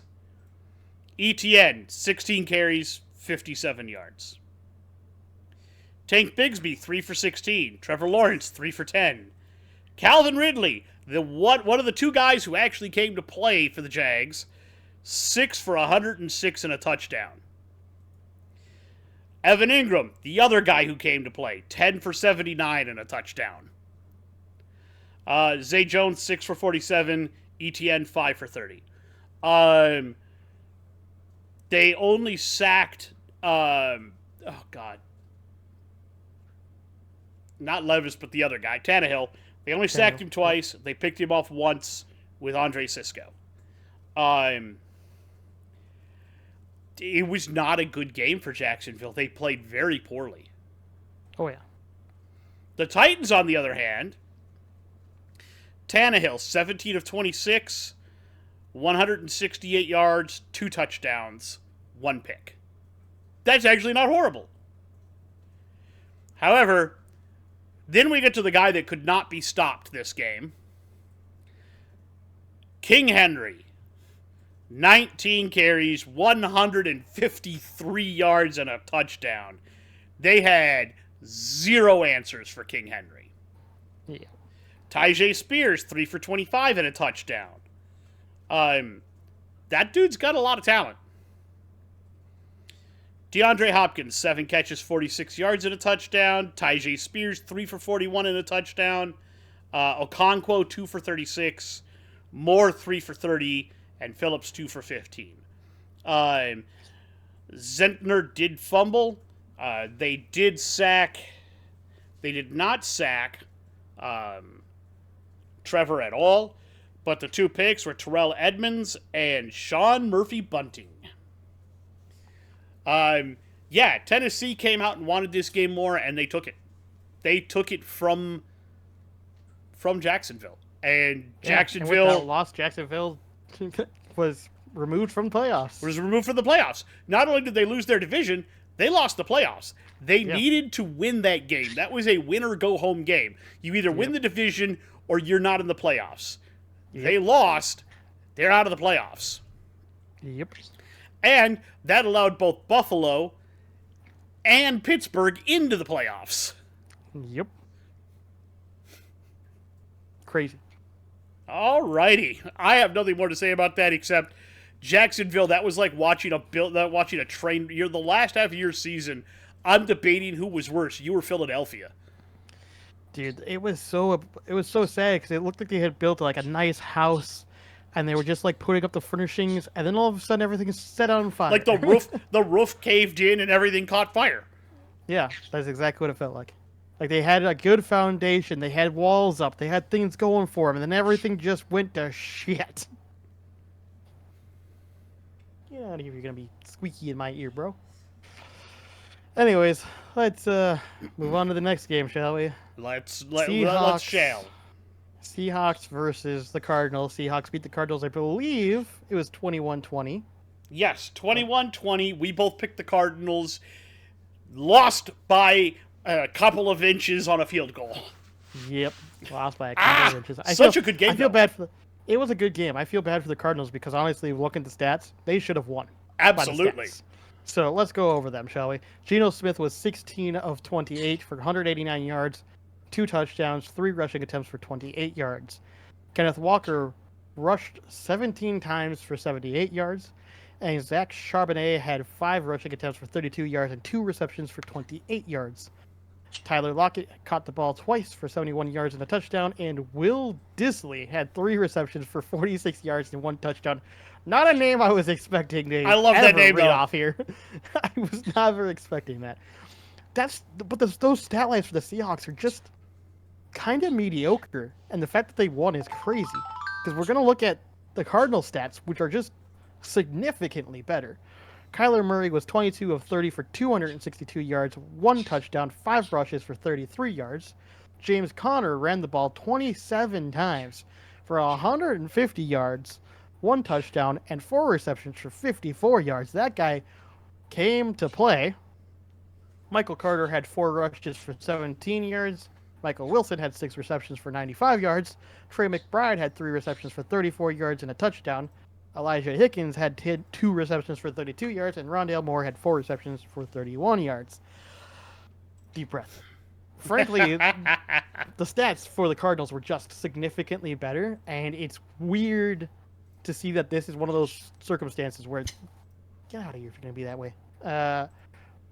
Frankly, the Cardinals outplayed the Seahawks throughout most of the game, and the Seahawks just managed to squeak it. I agree with you. The Cardinals should have won that game. It did come down to a Matt Prater 50-some-odd yarder, but you're used to Prater making those. It's fucking Matt Prater. Exactly. And on top of that, like I said, ultimately the stats for the Cardinals were just significantly better. I think the Seahawks should never have even had a chance in this game. Unfortunately, Cards defense just wasn't quite up to snuff or stop enough at the time for the Seahawks, and the Seahawks just managed to squeak out with that victory. So it was a good game. It was just unfortunate to see how it ended. I agree with you. Now, moving right along, let's talk about the game that broke our hearts. I don't know. I have a couple games that weren't great, but which one are you talking about? Chicago at Green Bay. Green Bay winning, you're in. We both picked Chicago because we both wanted Green Bay to lose and be out. Nope. Green Bay wins 17-9. They are in. Damn it. I hope they are one and done. I mean, we'll see. Fields, 11 of 16 for 148 yards passing. Did get sacked 5 times for 31 yards. Khalil Herbert ran the ball 12 times for 28 yards. Justin Fields, 8 for 27. Roshan Johnson, 5 for 20. They could not get a running game going to save their life. Which, in the games they've done well in, that has been a staple. They need that running game. DJ Moore, 4 for 64. Cole Kmet, 3 for 41. The Sun God's brother, 1 for 18. And Herbert, 2 for 13. Yeah, Brisker recovered a fumble. They did manage to sack Love once, but they did not pick him off. I was very disappointed in the performance by the Bears. They had been rolling, had been playing very well the past couple of games, and then came into Green Bay and just shit the bed. Absolutely Packers shit still own the them. bed. Yeah. Packers still own them. Packers still owned them. So talking about that, Jordan Love, 27 of 32, 316 yards and 2 touchdowns. 1 sack for 8 yards. God damn it, man. I am so sick of the Packers and fucking finding good-ass quarterbacks. He's inconsistent still, but I'm worried he's going to get better, and that's going to make me real sad. Yeah, me too. Aaron Jones, 22 carries, 111 yards. Bo Melton, 2 carries, 14 yards. Jaden Reed, 4 catches, 112 yards. Bo Melton, 5 catches for 62 yards and a called back touchdown. Dontavian Wicks, 6 for 61 and 2 touchdowns. Tucker Kraft, 3 for 31. Aaron Jones, 5 for 30. Yeah, and then Jordan Love did fumble and lose that fumble. They did sack, as we mentioned, they sacked him 5 times. They did not, however, pick him off, which I'll take that. Yeah. The Packers just jumped on him from the word go, and it was a very ugly game for the Bears. I really thought they were rounding a corner and had a chance. The other reason I wanted them to win was if they win, we might be the 10th overall pick this year, which gives us even better chance to move up in the draft. Yep. That's why I was kind of hoping they would win, and then I lost. One of them, anyways. Yeah, I was like, knock the Packers out. Rah! Nope. Oh, well. Sad days. Sad. Cry. Sad days. But I don't know if you have anything else to say about that. I certainly don't. Sad. Good luck, Bears. We'll see what you do with that first overall pick or Justin Fields. There was a report that he said goodbye to everyone in the building and the organization just in case, because he doesn't know what's going to happen. He's been hearing the rumors too. True. I'd be shocked if the Bears move on from Fields and draft at number 1. But we'll see. I would be slightly shocked, but I also wouldn't be shocked because Bears and bad decisions seem to go together like that's true. Bacon and eggs. We'll take him. Bring him over here. Yeah, I honestly would not mind that. I would be okay with that. Yeah, I'd be okay with that. Probably cost us less too. Probably. But yeah, right. The Bears are just breaking my heart, man. Yeah, it is what it is, unfortunately. But I'll turn it over to you now. That's what happened. Yeah, I was worried that was going to happen. But well, let's move on and be a little less sad, but at the same time still sad because my next game is the Chiefs versus Chargers, and that score was Chiefs 13, Chargers 12, and we both picked the Chiefs, and oofta. It wasn't a good game, but let's talk about it. Not a good game. Blaine Gabbert started for the Chiefs, and he threw 15 for 30, which isn't great stat line, for 154 yards, no touchdowns, and 1 interception. But he didn't run the ball 5 times for 46 yards, so I mean, you know. The Michael Perrine? It's Perrine, right? 21 attempts for 76 yards, 3 receptions for 33 yards. Mecole Hardman had 6 receptions for 77 yards. And you'll realize that the Chiefs had a touchdown, but they didn't get a rushing touchdown. They didn't get a passing touchdown. Where the fuck did the touchdown come from? I had to go look this up because I couldn't find the stats even from it because it's a weird one. So another one of those. Apparently Easton Stick at some point got sacked, fumbled the ball. The guy that sacked him scooped the ball, fumbled the ball himself, who then was picked up by Mike Edwards, and Mike Edwards scooped the ball and ran it 97 yards for a touchdown. So it didn't count as a defensive touchdown because they had already had possession and then re-lost possession back to Mike Edwards. It was weird. It didn't show up on the stat line. I had to go look up the play. It was bizarre. But it was technically, in a way, a defensive touchdown. It just didn't show up as a stat touchdown. It was weird. Anyways. But yeah, Mike Edwards had the longest scoop and score touchdown in the league. 97 yards is a really long ways for anybody for the defense to scoop and score. So that's honestly the only reason the Chiefs won, because up until that point they had only 2 field goals. So really it came down to Mike Edwards having that scoop and score for the touchdown. Otherwise they would have lost this game. So let's talk about the Chargers. Easton Stick. Jesus Christ. He was asked to throw the ball 47 times and completed only 28 of them. 258 yards, 13 rushing attempts for 77 yards, and the 1 fumble that I mentioned previously. Darius Davis had 3 rushing attempts for 17 yards. Austin Eckler had 10 rushing attempts for 11 yards. Oof. 7 receptions for 38 yards, and a fumble. Oof. Hope you didn't start him in fantasy. Austin Eckler, man, there's a reason why no one wanted to pay you what you wanted. You just ain't it, bro. You're kind of old now. Donald Parham had 5 receptions for 83 yards. Josh Palmer had 6 receptions for 44 yards. And Alohi Guyman? Don't know if I'm saying that right, but he had the 1 reception, or the 1 interception from Blaine Gabbert. Yeah, this was just a boring game. Like I've been saying this a lot for my games, but this was just another one of those, unfortunately, really boring games that I watched maybe a half of and went, I'm no longer interested in this. And started falling asleep, Started scrolling on my phone, you know? That feels like most of the games this week, to be completely honest. It really did. There was only a couple really good games, and most of them were just snooze fests or absolutely. I'm scrolling on my phone fests, you know? Absolutely. Even some of the ones that, like, had stakes attached to them weren't very interesting. Some of them weren't very good, yeah. So, you done with that particular snooze fest? I got nothing else to say about that game. Moving along then. Denver at Las Vegas. Broncos at Raiders. I believe we both did the smart thing and picked the Raiders. We did, and we were both correct.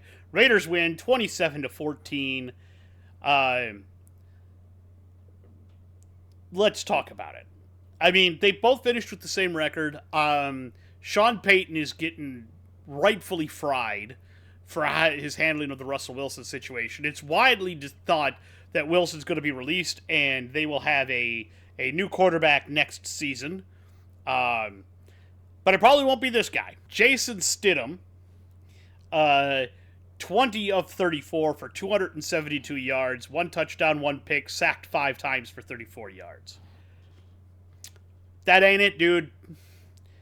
Javonte Williams, 9 carries, 32 yards, and a touchdown. Sam J. Perrine, 3 for 7. Jaleel McLaughlin, 4 for 6. Yeah. Receiving, Brandon Johnson, 4 for 88. Jerry Jeudy, 3 for 79 and a touchdown. Javonte Williams, 7 for 43. Perrine, 3 for 23. This was not a very good game, and Stidham also did fumble, but he also recovered his own fumble. Now, the defense did sack O'Connell 3 times, but they did not pick him off. So let's flip over there. Aiden O'Connell, 20 of 31, 244 yards, 2 touchdowns, 2 sacks, 14 yards. The 3rd sack was of Jimmy Garoppolo, who went 0 for 1. Nice. With 1 sack. Zamir White, 25 carries, 112 yards. Trey Tucker, 1 carry for 11. Trey Tucker, 5 receptions, 79 yards. Jacoby Myers, 3 receptions, 61 yards, and a touchdown.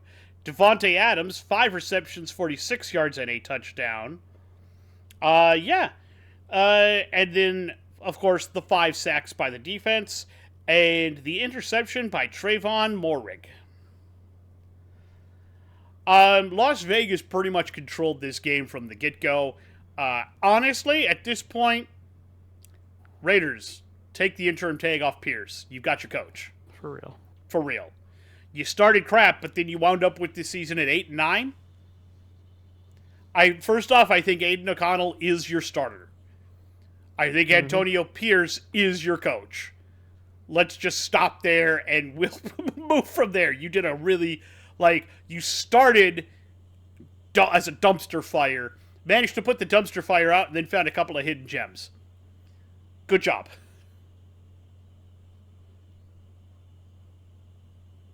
Agreed. Your turn. All right, well, let's talk about another interesting game. Eagles versus the Giants. Did we both pick the Eagles? No, we both picked... I think we both picked... no, you picked the Eagles and I picked the Giants. At that point, I wasn't sure who was starting, so I was a little iffy on picking the Giants, and unfortunately, I should definitely picked... Final score, Giants 27, Eagles 10. Yeah, I should have definitely picked the Giants. Anyways, let's talk stats. Marcus Mariota was starting for the Eagles for a bit. We'll get to it. 13 of 20 for 148 yards, 1 touchdown, 1 interception, 6 rushing attempts for 46 yards, and another fumble. Well done, Marcus Mariota.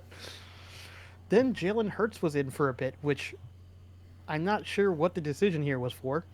I think he started the game, but I thought Marcus started, but I don't remember. I thought for sure that he started the game. Okay. Let's find out. Yeah. Because it was weird. Yeah, no, Hurts started the game. Okay. But he banged his finger, his middle throwing finger at some point and screwed it up. And that's why Mariota had to come in. Gotcha. Because he went 7 for 16 for 55 yards and 1 interception, and that's not great stat line. No, he got hurt early in the game. He fucked up his finger. Gotcha. Well, I guess we'll see how that affects playoffs. Kenneth Gainwell. Very possible. Kenneth Gainwell had 7 rushing attempts for 62 yards. Rashad Penny had 6 rushing attempts for 16 yards. Quez Watkins had 8 receptions for 93 yards, 1 touchdown. Britton Covey? I don't know. 3 receptions for 35 yards. And I'm going to butcher the shit out of this name. Olamide Zacchaeus? It's not Zacharias. It's Zacchaeus. I think it is really Olamide Zacchaeus. It's a really weird name. 2 receptions for 20 yards. And A.J. Brown had 1 reception for 9 yards and a fumble that was, in fact, turned over as well. Whoops! Poor A.J. Brown. Reed Blankenship had 1 interception off of Tyrod Taylor.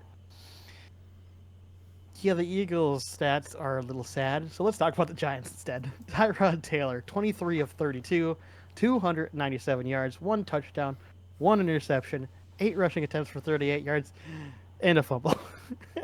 What is it with these QBs running the ball and fumbling it? Tommy DeVito at some point had to come in for Tyrod Taylor. I'm not sure if that was when they must have been checking him for concussion at some point, because he came in for 2 passes, completed both of them for 14 yards.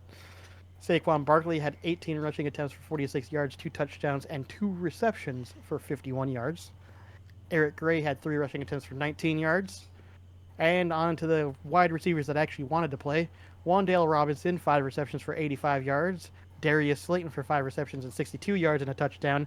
And Darren Waller, 5 receptions for 45 yards. And Xavier McKinney had both of the interceptions off of the Eagles. 1 from Jalen Hurts and 1 from Marcus Mariota.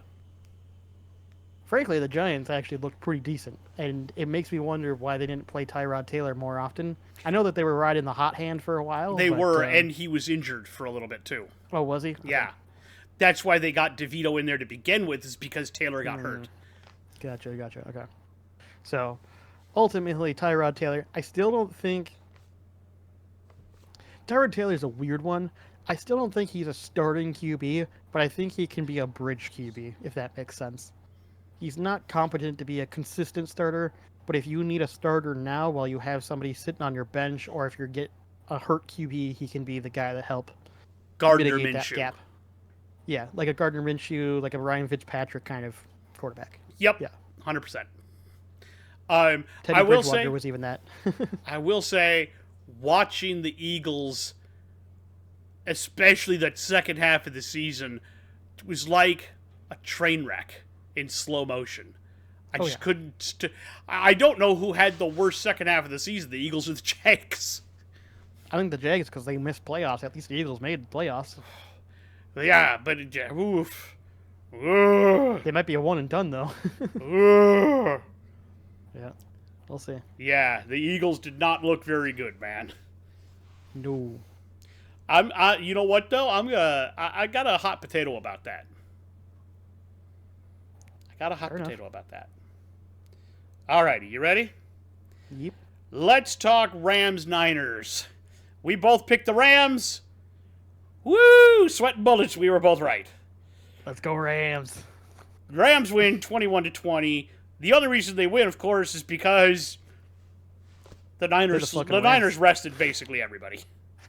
They did. However, the Rams also rested some people. They did. And I don't think Kupp even played a single snap that I'm aware of. neither did Stafford. Neither did Stafford, yeah.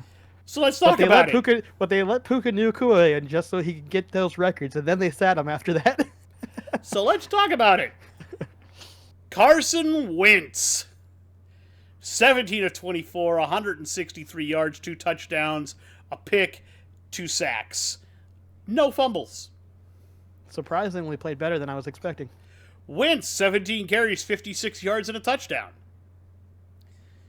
And it's like that. Wentz will have a good game.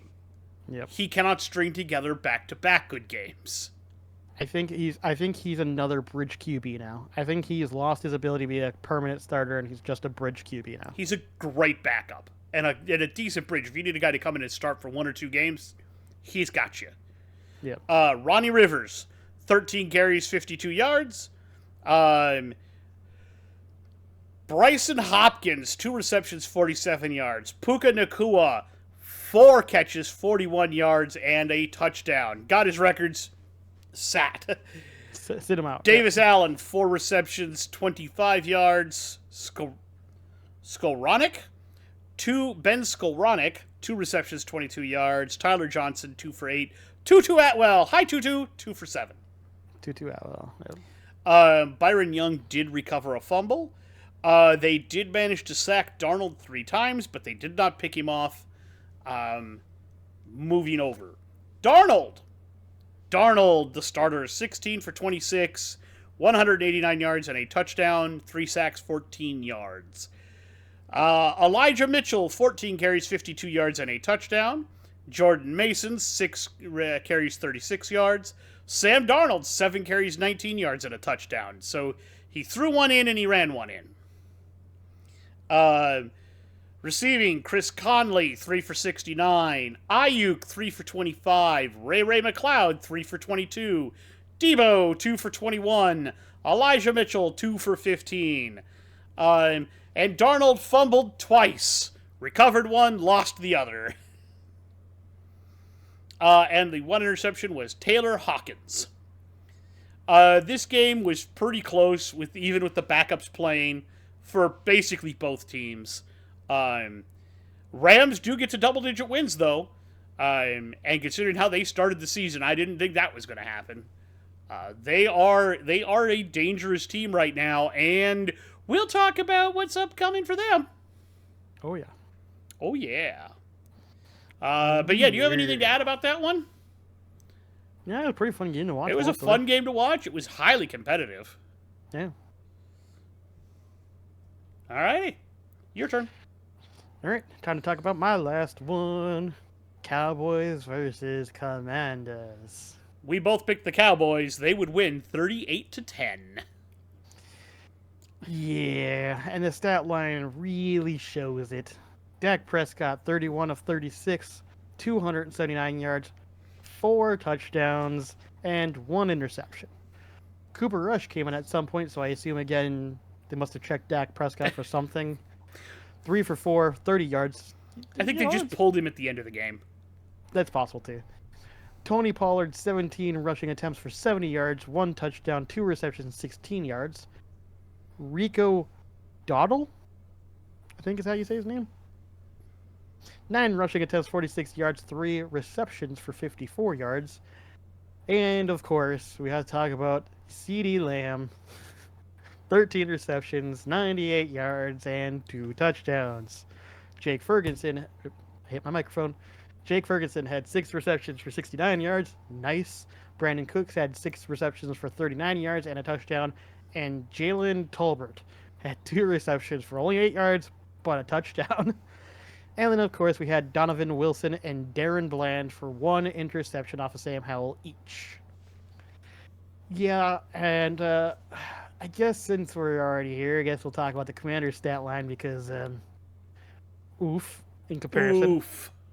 Sam Howell, 19 of 27 for 153 yards, 1 touchdown, and 2 interceptions. Brian Robinson had 9 rushing attempts for 25 yards, a fumble, 3 receptions for 10 yards, and a touchdown. Terry McLaurin, 6 receptions for 56 yards. Antonio Gibson, 3 receptions for 28 yards. Jahan Dotson, 2 receptions for 17 yards. And Quan Martin had the 1 pick off of Dak Prescott. That was it. I had like double the amount of people to talk about on the Cowboys versus the Commanders because the Commanders really didn't do a whole lot. Put it that way. This was a Cowboys running a train on the Commanders and basically getting away with murder live on TV. So it was fun to watch, mostly in the way it's fun to watch somebody get punched in the face a lot. Like a boxing match. Yeah, exactly. Except one guy was definitely one-sided. very better than the other one. So like a Mike Tyson, Prime Tyson fight. Yes, exactly. So about halfway through, I kind of started tuning out because it was one of those games where you're like, yep, the Cowboys are definitely winning this game. So that's all I gotta say about it. I don't have anything else to say about that except, like, the Cowboys could be this year. I still have doubts. They have to bypass the Niners, but they're gonna make it to that game. Well, they should. There's a couple teams that they might have to. We'll get to it. Yep. We'll get to it. All right. But this is definitely the better year, especially with CeeDee Lamb having his career year, I think. Yeah, it is a career year for him. He is a beast this year. Apparently, from everything I heard, basically, I think it was, 3 or 4 weeks into the season, CeeDee Lamb went up to McCarthy and went, "Give me the ball." Mm-hmm. And everything changed after that. Mm-hmm. So, granted, McCarthy also just got better throw at play me the calling. Ball. McCarthy got better at play calling, but I think he got better at play calling and utilizing CeeDee Lamb within his play calling. Mm-hmm. And you can tell that was the catalyst that really broke the chains off of this Cowboys offense, because before that point, they were looking a little drudgy, a little boring. And after letting CeeDee Lamb literally run... I think it was after the loss to Arizona. Yeah, they were just like, CeeDee Lamb, go run deep balls, and we'll just throw it out to you. And he went, not a problem. Alrighty. So let's talk about the final game of the week and the game that would determine the winner of the AFC East. Buffalo at Miami. I picked Buffalo. You picked Miami. I win. The Bills win 21-14 thanks to a stupid, ridiculous, just obnoxious 96-yard punt return. Yep. Let's be honest. That was ridiculous. And it only happened because one of the guys from Miami who was going to go tackle him blew out his knee. That is true. Which I think tripped up the other guy that could have tackled him. Yeah. Probably also true. But let's talk some stats first. Josh Allen did ridiculous Josh Allen things. He did. 30 of 38, 359 yards, 2 touchdowns, 2 interceptions, sacked 3 times, ran 15 times for 67 yards, and lost 1 fumble. That is a Josh Allen game. That is a Josh Allen game. James Cook ran 13 times for 36 yards. Fournette, 7 for 20. Khalil Shakir, 6 receptions, 105 yards. Stephon Diggs, 7 receptions, 87 yards. Dalton Kincaid, 7 receptions, 84 yards. Trent Sherfield, 3 receptions, 24 yards, and a touchdown. Dawson Knox, 2 receptions, 22 yards, and a touchdown. Then they would sack Tua once, and they pick him off twice. Taylor Rapp and Christian Benford. The Dolphins lose 3 linebackers in this game. Including one of the ones that they've been relying on with Andrew Van Ginkel. Not good, Dolphins.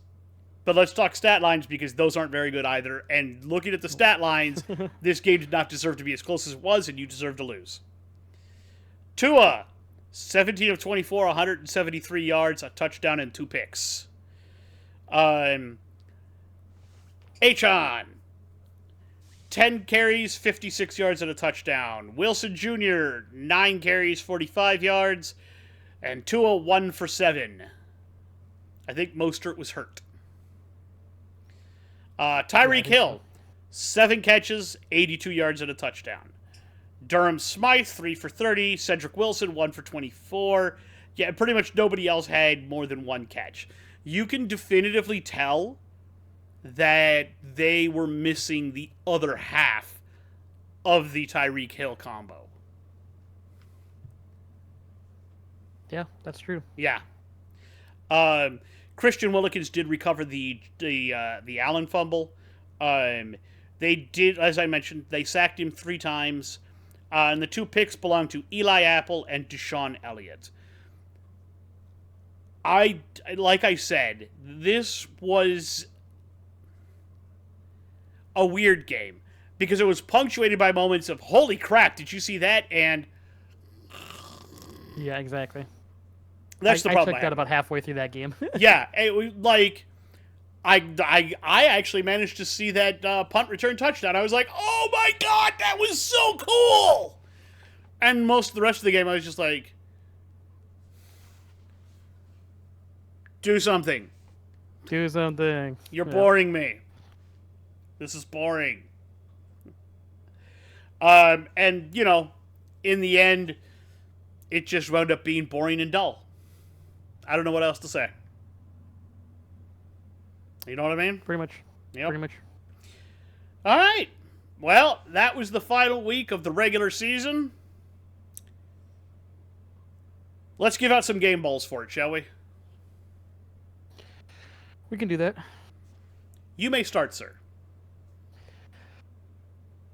Nico Collins, game ball. He was on my list. JJ, game ball. Fair enough. Josh Allen gets a game ball. Fair enough. Puka Nacua. I'm going to give it to you just for the season you've had. Pretty much. That's fair enough. James Conner, game ball. Dak, game ball. He was also on my list. I figured you'd give him one, though. The other ones that I had Derrick Henry and Amon-Ra St. Brown. See, I also had Derek Carr and Breece Hall. Yeah. Derrick Henry, massively good game. And Amon-Ra, too. Just shredded our... Amon-Ra, yeah. Yep. All right. Let's talk showers, shall we? Sure, we can do that. I'll start. Trevor Lawrence. That wasn't good enough in a win-or-go-home game. Desmond Ridder, get used to that pine bench, buddy. I'm gonna let my bird out and give him over to my mom so that he stops screaming in here. 1 second.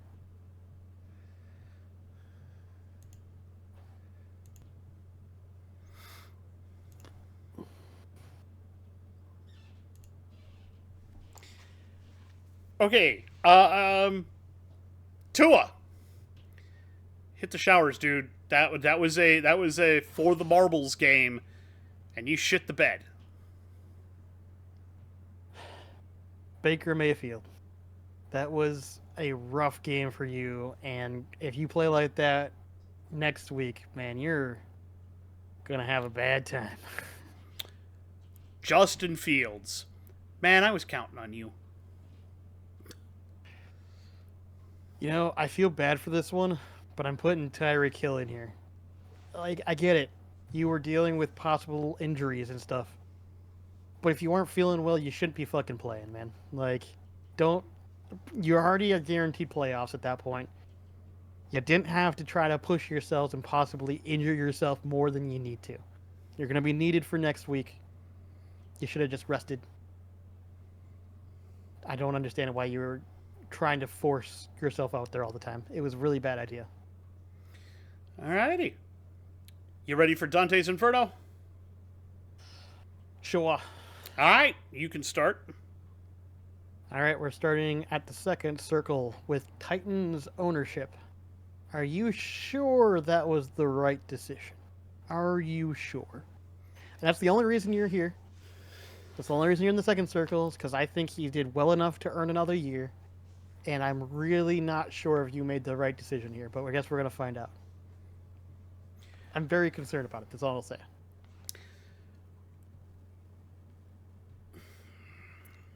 We're starting in the third circle. The Eagles. The whole team. I had you in the showers last week, but now you lose to the Giants? And you lost maybe your starting quarterback? It did, like, the last half of the season, you looked like a drunk guy trying to find his keys. It was not pretty. It was not pretty. I don't know what to do with you, and I don't know who to blame it on. No idea. Now we're jumping straight into the eighth circle very quickly. David Tepper. Dude, why are you throwing drinks at fans? They paid for fucking tickets to watch your game and you're throwing drinks at them? That was like 2 weeks ago, wasn't it?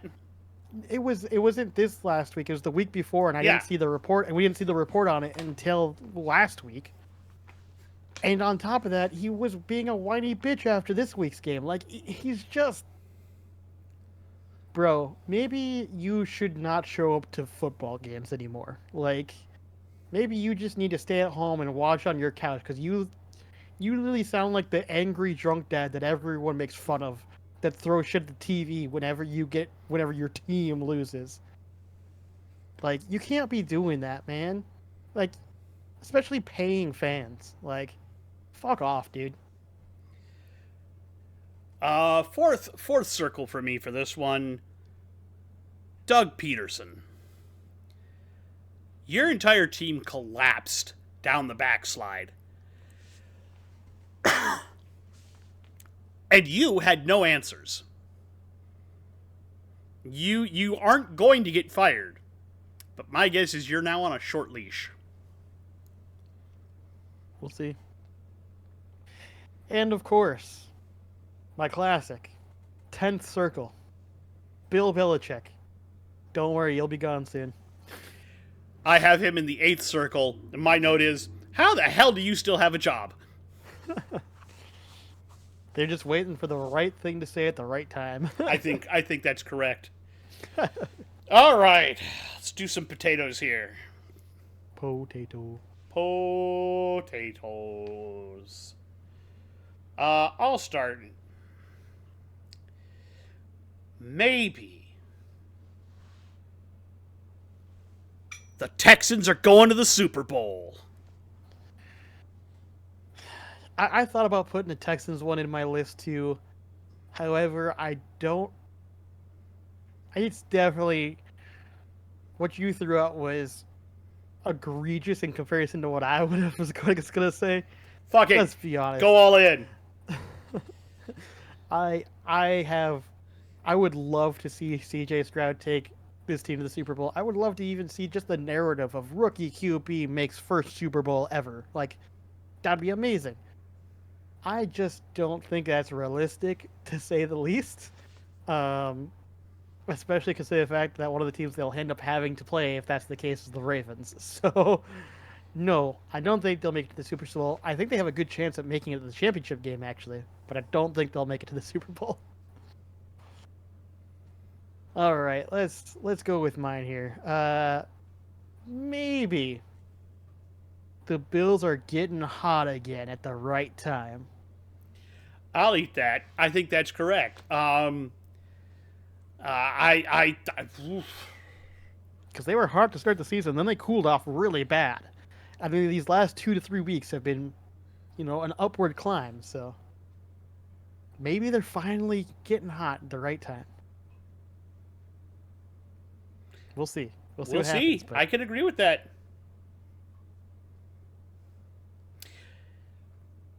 Maybe Dan Campbell just made a really bad decision starting all his starters last week, and he's going to regret it. probably not. I mean, the only regret there is losing out kind of on Laporta, but even then, it's like we don't know if that's a major injury or not. It sounds like it's not based upon the fact that we haven't heard anything yet, so it's likely that it's just a minor injury. So I don't really think that he's in too much of a trouble, to be honest with you. Um, I think starting all the starters, you could argue, is maybe like, oh, they're going to be tired, but then like you've also seen the argument that if you rest them, sometimes it actually makes them weaker because they didn't play that game and then they cooled off. So it's like you can make either or argument. I don't think it was necessarily the wrong decision. We won't know for sure until this week, to be honest with you. But I can't quite buy into that yet. So we'll see. We'll see how this week goes. Maybe the Chiefs do not win a single playoff game this year. Ooh. I'm not eating that one just yet. I saw the matchup, and I don't know. Right? That's going to be an interesting matchup. It will be. I can't say that for sure, but there's a chance that that's correct, the way they've been playing. But I can't comprehend it. However, I got one for you. Mm. Maybe if the Eagles are one and done, Nick Sirianni will lose his job? No. Coming off of a Super Bowl season prior and then getting even into playoffs the next season, they're not gonna fire him off of that. I will say that they might put him on a notice to be like, hey, if you have another bad season, then we'll be talking about it. But I don't think that he's gonna lose his job after that one. You don't go to a Super Bowl, then make playoffs again, and then end up losing your job. Like, it's just unheard of. I just don't see it. It'd be funny, but I don't see it happening. Maybe, just maybe, the Rams are really the secret team to beat in the NFC. I don't think they're much of a secret. I mean, as in, like, they're the top dog that most people are not saying is top dog. No. I still think it's the Niners in the NFC. I'll be straight with you on that. I still think it's the Niners. But Rams are a sneaky good pick. I just think that if the Rams start all their starters and the Niners start all their starters and nobody's hurt, the Niners are taking that 99 times out of 100. I don't know, man. I'm more of a 50-50 in that bet, to be honest with you. No, not at all. Not my. I think there's just too many things on both sides of the ball for the Niners. I guess we'll see. We might. So let's talk about that now, shall we? Actually, you want to do our top 10 first, or? Yeah, let's do our top 10. Let's do our NFL power rankings, and then we'll do wild card. Wild card weekend. Wild card. You are amazing. Sorry. No. Alrighty, I'll start, and I'm gonna piss you off right out the bucket. All right, go for it. I'm gonna piss you off right out the bucket. Number 10. I hate. It hurts my soul to do You're putting this. the Packers here, aren't you? Yes, the Green Bay Packers. Oh man, dude, what's wrong with you? You got into the playoffs. You earned it by winning. And Jordan Love has been having a great second half of the season. Look, it was between the Packers or the Chiefs or the Eagles, and I just don't feel like the Eagles deserved it. The Chiefs didn't really deserve it. But the Packers went out and took care of business. So, well, I disagree because at 10 I put the Chiefs because fuck the Packers. No, I agree with you, and I want to, but I just, So I if put the I'm going Chiefs to here be because honest, I put the Chiefs here. They won, quote unquote won, and while they aren't looking great, yeah, you never know with the Chiefs, and I put them at 10. so for number 9 for me, then the Miami Dolphins. Oof, you dropped them even further than I did. I dropped them very hard because, dudes, that was you didn't need to win the game to make the playoffs, but that should have been a statement win for your team, and instead you shit the bed on national television. At number 9, I put the Texans because I wanted to put them higher, but I just in my list couldn't find a way to really move them up any further, and I still have questions and doubts. I think the team is definitely good enough to win a playoff game. It's just going to be more how far can they go, and will they really be able to win that playoff game? So we'll see. I really like the Texans a lot. I want to push them up my list, but I'm worried about that matchup. We'll see though. Number 8, I have the Browns. Um, Look, I know you didn't have anything to play for, and you got the stuffing knocked out of you by the Bengals, but I'm worried about your matchup, and I don't know how that's going to work out for y'all. That's fair. 8, I have the Rams. Again, a team that I want to push up on my list, but like, you didn't play your starters. I don't know how that matchup is going to go. I think you're a good team, but yeah, I don't know. We'll see. At 7, I have the Rams. Pretty much all the same things. Like, I found a way to push you up a little bit over the Browns, but I still have questions about your team. I will have to see how this plays out. That's fair. I at 7 have the Dolphins. I did definitely drop them because, boy, that game was bad. That was a game that looked bad. Like again, it wasn't a must-win game, and even if you had won that game, you would have played the Bills again in wild card. But that's a game you kind of needed to show that you're still a top dog in the AFC if you're going to beat the Bills, and you didn't. And now I'm really concerned about your playoff run here. At number 6, I have the Texans. Y'all came in, you handled business, you made it to the playoffs, and you won the division. Holy shit! Good job. At number 6, I have the Browns because while you did get your stuffing knocked in, you really weren't playing for anything, so I kind of expected that might happen. So I didn't knock you too hard for that. I am still worried about certain things. You've been kind of hovering around this space for a while for me because it's just your defense is what's keeping you here, really. And if your defense plays as poorly as they did last week, you're gonna get chewed apart. Where are we? Oh, 6-5. 5. At number 5, I have the Bills. Y'all went from not on my list. Y'all went from on my list pretty high to not on my list to back to my list at number 5 and the winners of the AFC East.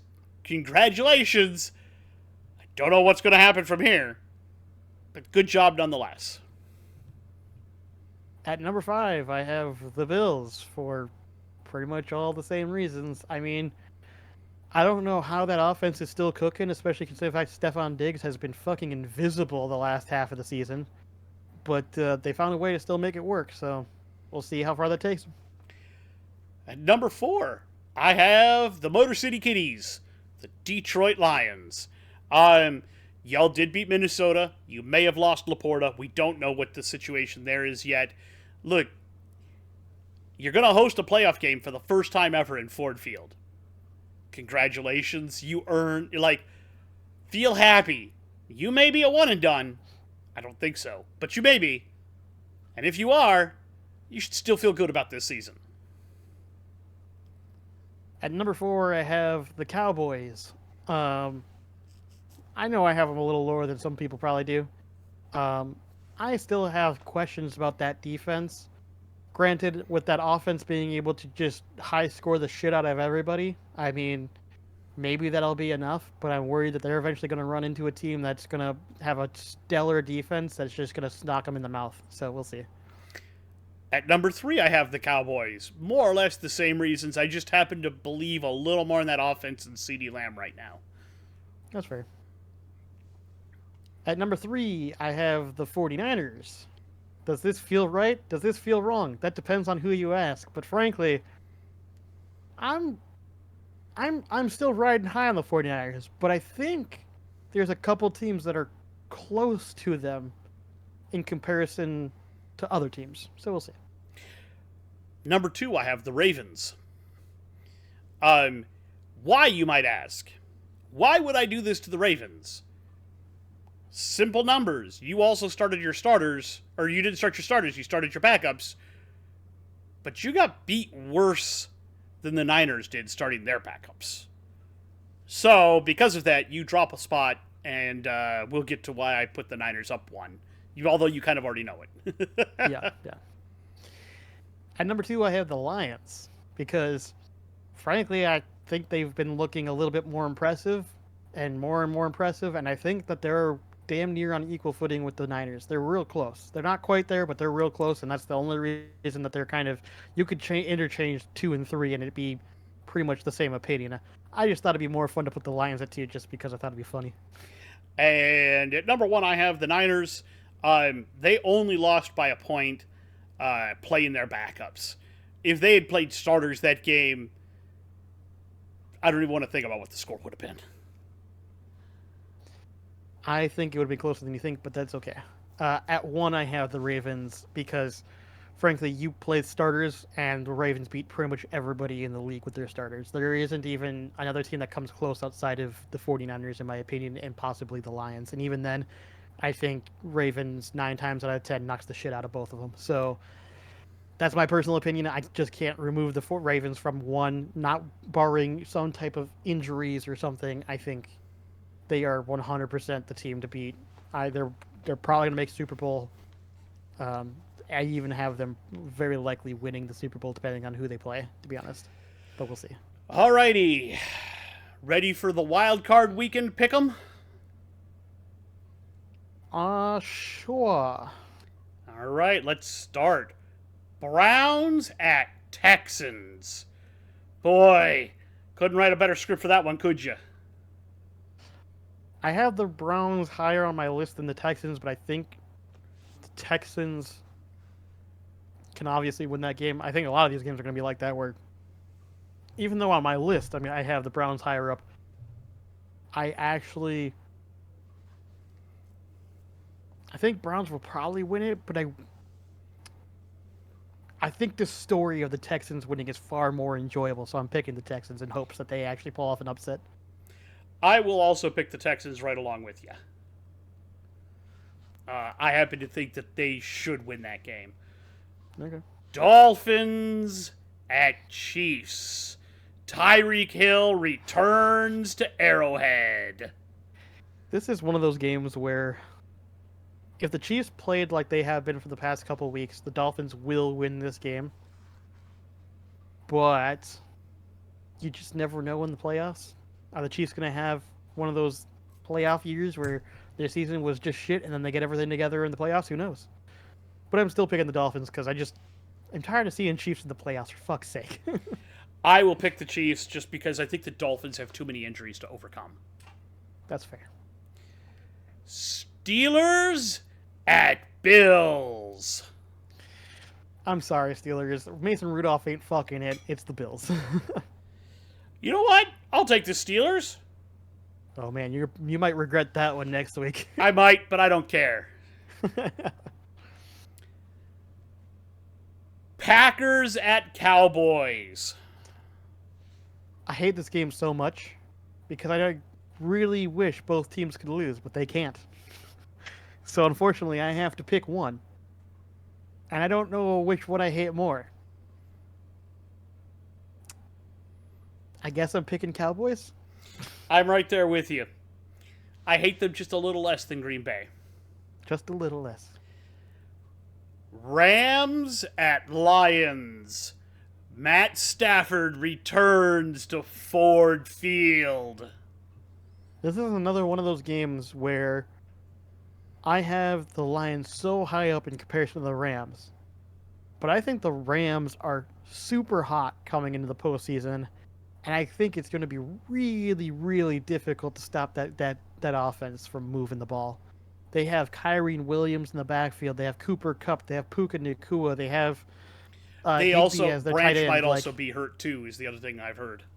Yeah, so it's hard.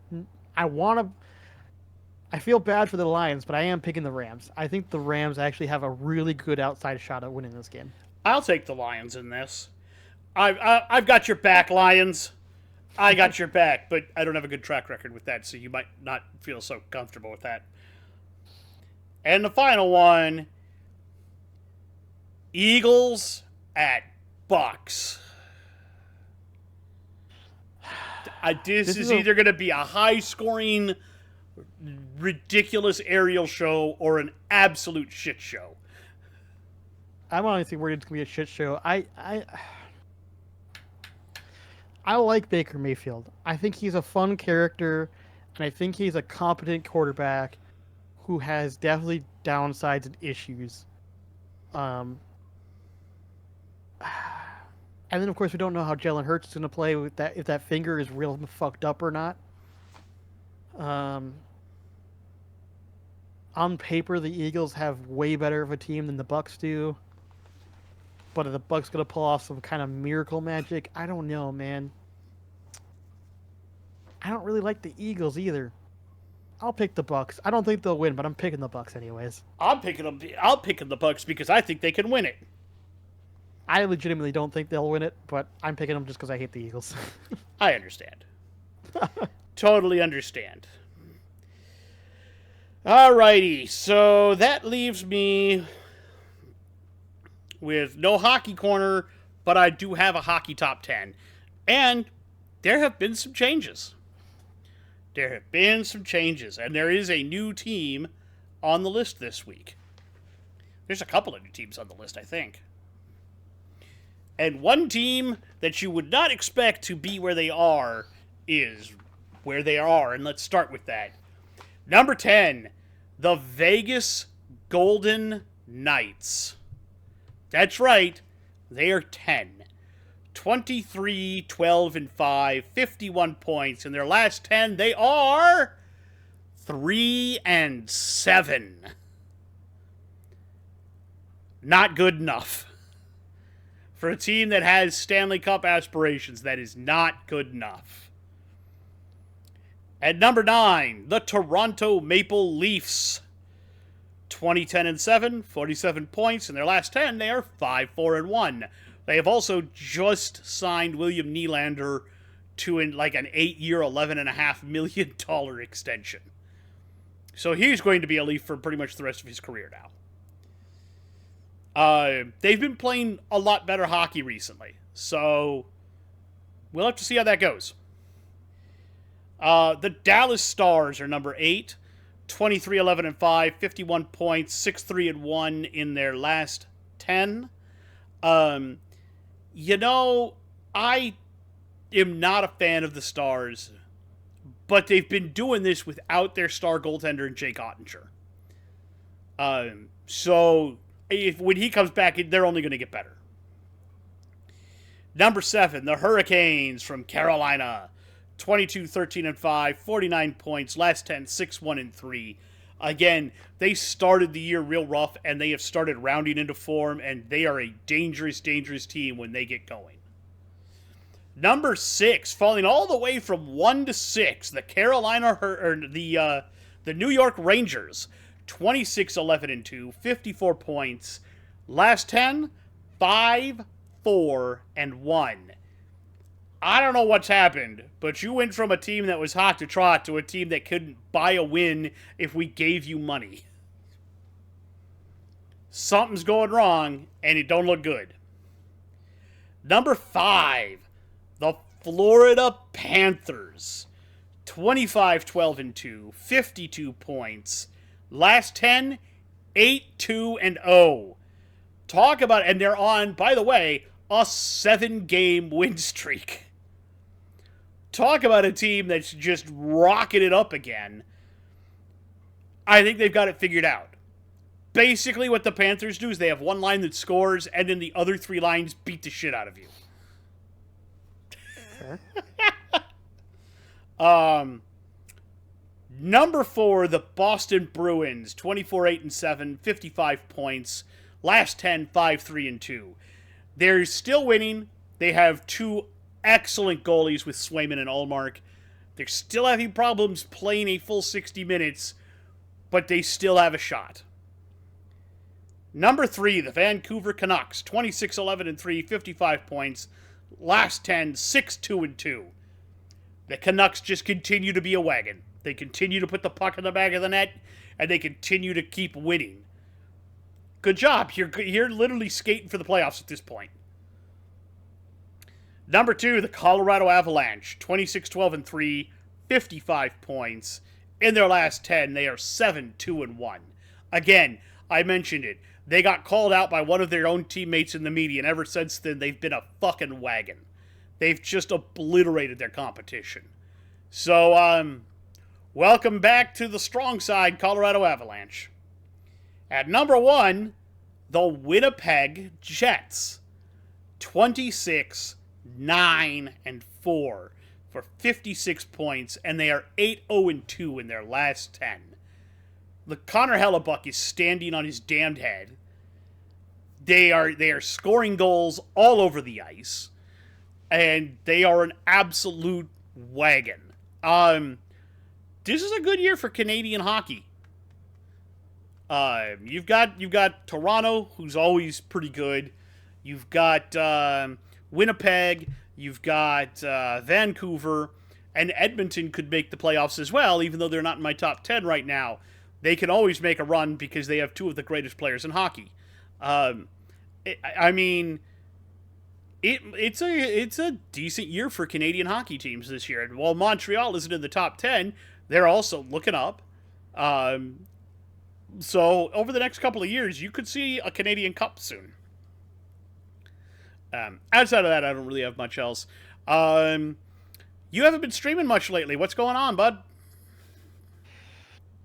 Just haven't been feeling very well. You know, things happen. Plus, I've been behind on a lot of editing and other things for the channel, so I've been focusing on those first so that I don't fall so far behind that I have hours and hours and hours and hours of content just sitting on my fucking hard drive. So some of that has to get moved at some point, so it has to be cut up and moved and uploaded so that I can then not necessarily remove it from my hard drive, but send it to my backup hard drive that just houses it on an external drive, basically.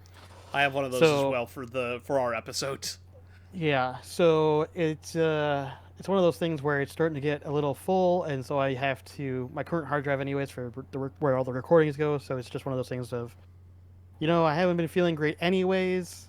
I wanted to take a little break from playing Sekiro, and so I could have played something else, obviously, but I still want to finish at least my New Game Plus run before I play something else, which I think pretty far in. I just don't know how. I feel like I still have quite a bit left to do because it's just the back half of that game is fucking brutal. Yeah. So it's one of those things where I've been just kind of not wanting to throw myself back into that grinder at the moment while I finish editing and trying to catch up at least on my first run of Sekiro and try to get all of the first run of Sekiro up before I continue. I plan on hopefully streaming tomorrow because I am feeling better and I think that'll be okay, but we'll see. I might decide to take off tomorrow just so I can do some more editing, and then I'll do Thursday as a stream. And we'll do the Friendship Fridays. Yep, we'll do our Friend Fridays on Friday still. Because that one doesn't give me nearly as much aneurysms. You seem to have a lot more fun with it, I will say. I don't get me wrong. I love playing Sekiro. It's just getting to a point where I want to be able to beat it completely so that I can do my review of it, because I like to complete as much as the content as possible before I do a review. The thing is, I still haven't even finished my review for Lies of P because that script is holy shit balls long. I haven't even done any voiceover work for it yet. I still am writing.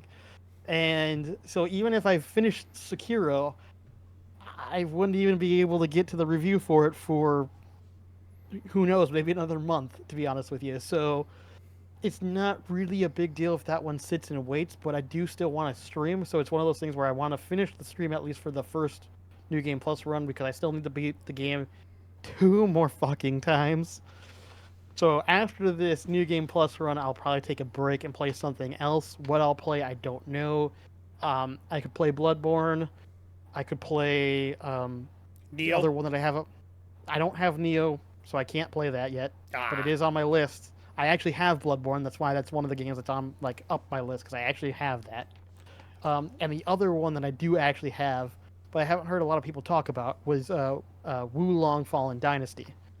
I haven't heard a lot of people talk about that one, but it looked interesting, and I wanted to give it a shot. It's not something that I've seen a lot of people play, so I'm kind of curious: is that because it's not a very good game, or is it, is there a different reason that I didn't see a lot of people play it? I don't know. Neo is more. I've seen people play that. It's still kind of more. I would still say it's still not like super popular. Neo 2, but I enjoyed Neo. I will say that. there's still yeah. I was gonna say I've still seen enough people enjoy those. Um, but I was debating on rather than doing another Souls game of maybe branching out into an RPG. But the problem is RPGs are so fucking long to play through that I don't know if I want to do a playthrough of live streaming those.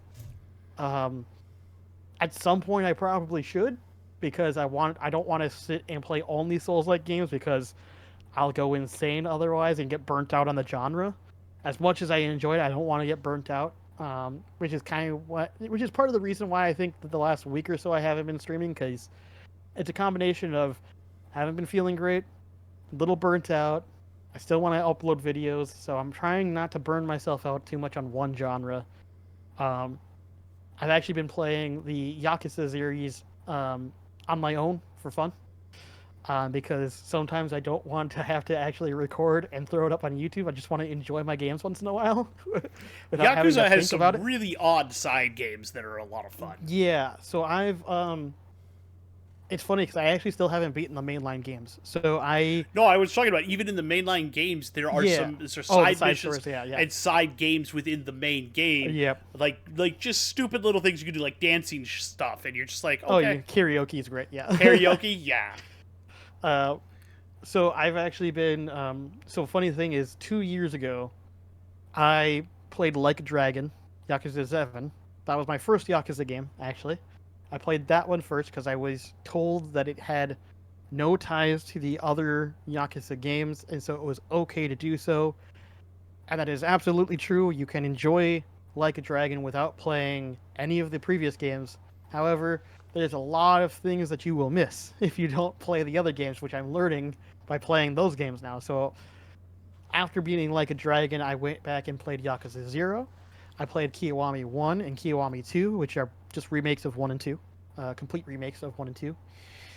And then I played 3, and playing 3 remastered after playing Kiwami 1 and 2 and 0 is jarring to say the least because the fighting in the older games and the combat feels not nearly as good, to put it bluntly. But I enjoyed 3. I played through 3, I enjoyed 3, and then I got to 4. And I actually put down 4 for about a year. Like I only just recently picked it back up and finished it. 4, and I recently started 5, and I've been enjoying 5. 4 threw me out of Yakuza for a bit because it is not good, to be blunt. The combat feels very janky for some reason, even compared to 3. It was worse in my opinion, and the story was like, so I don't want to give away anything obviously, but like The story was garbage. it wasn't bad. It was just when you play games or watch movies, there's a certain amount of suspension of disbelief that you have to have for certain things, right? But one of them that was so bad was introduced in 4, and they kept bringing it back several times, and it was these fucking rubber bullets. They brought in rubber fucking bullets. So basically the story of one of the characters is that in 1985, he went and did a hit where he killed off an entire group of people, like 18 people, right? And he killed all of them. And then he ended up in prison, and he did it because he was trying to make his clan better, basically, right? But then you found out that he was set up and that he had rubber bullets in his gun. Okay, that's fine, because the people still died. They still, like, he was set up because they actually were still murdered, and they even go over the plot of, like, how he was set up and how the police helped cover it up because they were actually partly also involved, and they were corrupt as well, which is fine. But how do you, as a guy who's shooting the gun, not realize you're shooting fucking rubber bullets and that there's no fucking blood coming out of anybody? Because the next scenes show the other guy killing him and clearly holes with blood. It's not like they have any issues with showing blood. So, like, how do you not know as the shooter that there's no fucking blood? Then they do it again. They do it again towards the end of the game, where a guy that's in the Yakuza is actually a cop who's basically been spying on the Yakuza, who's helping the corrupt police chief, basically. And the police chief orders the guy to do something that he no longer wants to do because he doesn't want to continue working for the corrupt police commissioner. And the police commissioner gives him a gun. And the guy takes the gun and shoots the guy in the fucking head with the gun. And literally 30 minutes later, they reveal that the commissioner was still alive because he had rubber bullets in the gun. How do you, as a cop, when you shoot the gun point blank at the guy's fucking head, not realize there's no blood? There's not no a hole there, no blood. So, like, again, I get it. Suspension of disbelief in these games you have to a certain degree, but 4 took it so far into a direction that made no sense. No logical person under the sun would ever not notice that they're not shooting real fucking bullets because there's no I fucking will say, hole. had they gone with the rubber bullets angle, but if they would have done like a splatter with paint or something, that would have made more sense. But they didn't do that. He did it on purpose. He used rubber bullets and then told everybody that they were killed, but because the gun had been fired, yada yada yada. But he was actually trying to save the people, and he helped them escape, and blah blah blah. The point is, there is a scenario where you could use that concept. Oh yeah. Because you need to show muzzle flashes and have projectiles. Even the thing with the thing where the first guy that killed the 18 people was framed. Like, I can understand the police knew that he didn't kill them because the commissioner even comes out and goes, "I read the report. I know the report you gave me was bullshit because I can tell that we saw by the autopsy that there was bruises from rubber bullets on him," and that's how he ended up involving the Yakuza and then basically becoming the blackmailer and going, "Here, I'll help cover it up, but now I'm the boss in charge," kind of thing, right? Yeah. Like I get that. That one makes sense. It's still dumb that you wouldn't notice that you're not leaving holes yourself being the shooter. Yeah. But, like, maybe you could argue that he was by himself. He had 6 guns. He was taking on 18 people. It took place in a restaurant, so it wasn't dark, but but, like, you can argue that maybe it was the adrenaline. He didn't realize it at the time and then rushed out afterwards because he did. So maybe somehow he just wasn't paying much attention because he was so much full of adrenaline of doing what he was doing. Fine. But the cop shooting the other cop who both know about rubber bullets, like, and then it was point blank in the fucking forehead. You can't tell me that, like, you wouldn't notice there being no hole or blood spilling out. Like, come on.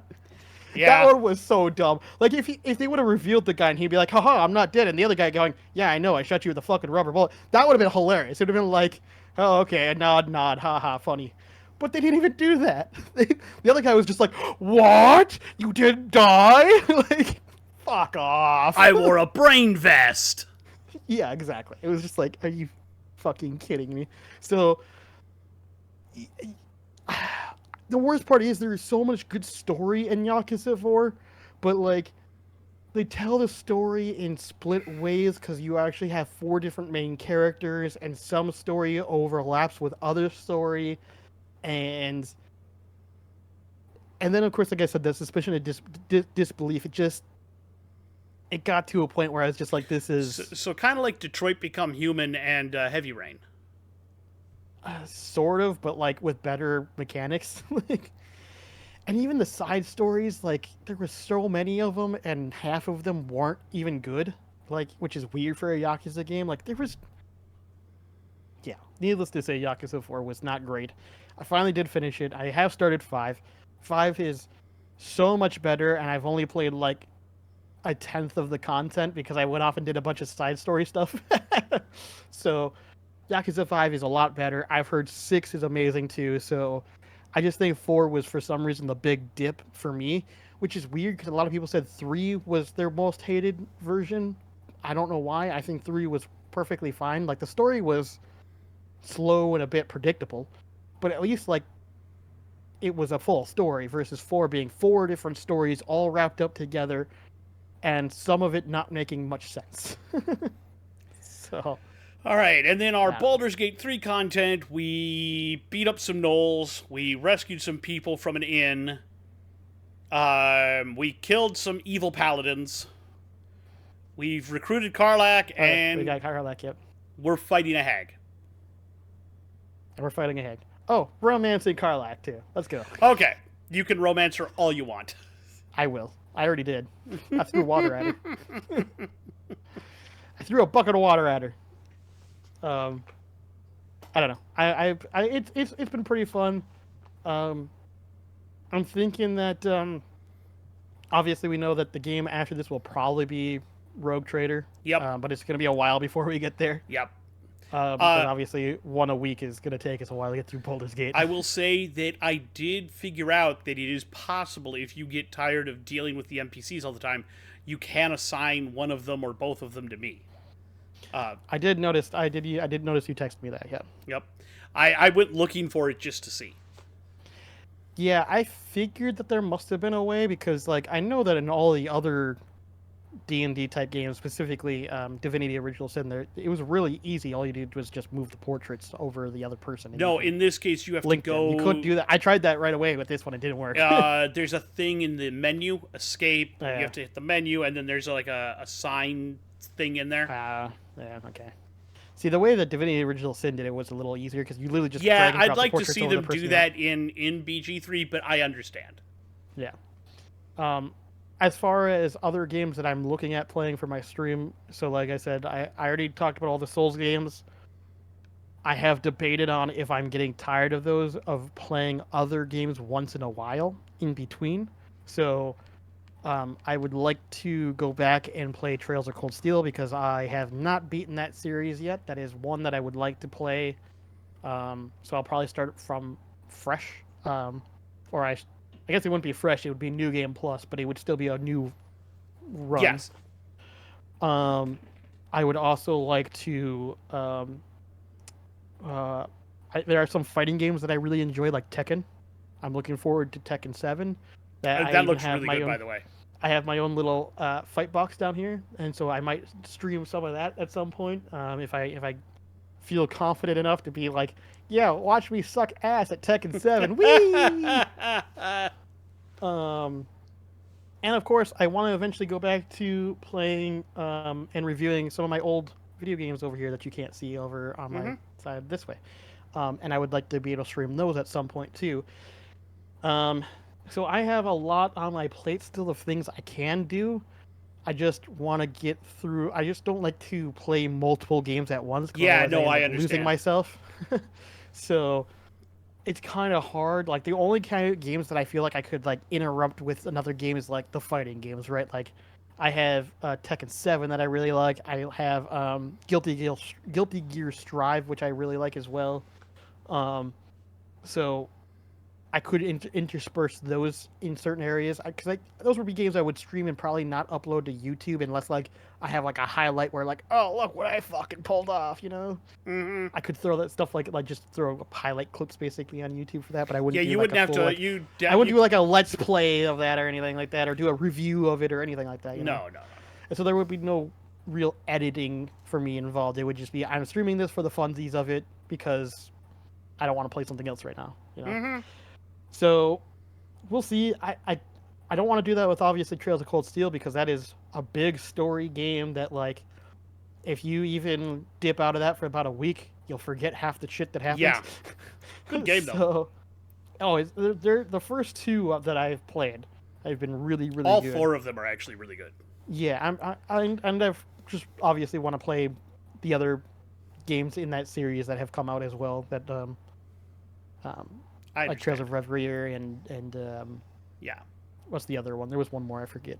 But yeah, it's there's a lot on my plate of things that I'm looking at doing. So we'll see. Alrighty. Well, I guess that's all for here. Unless you have anything else. Not really. Alrighty. Well, we will see all of you next time. Back here in a week, hopefully. It's been real. We enjoyed doing this again.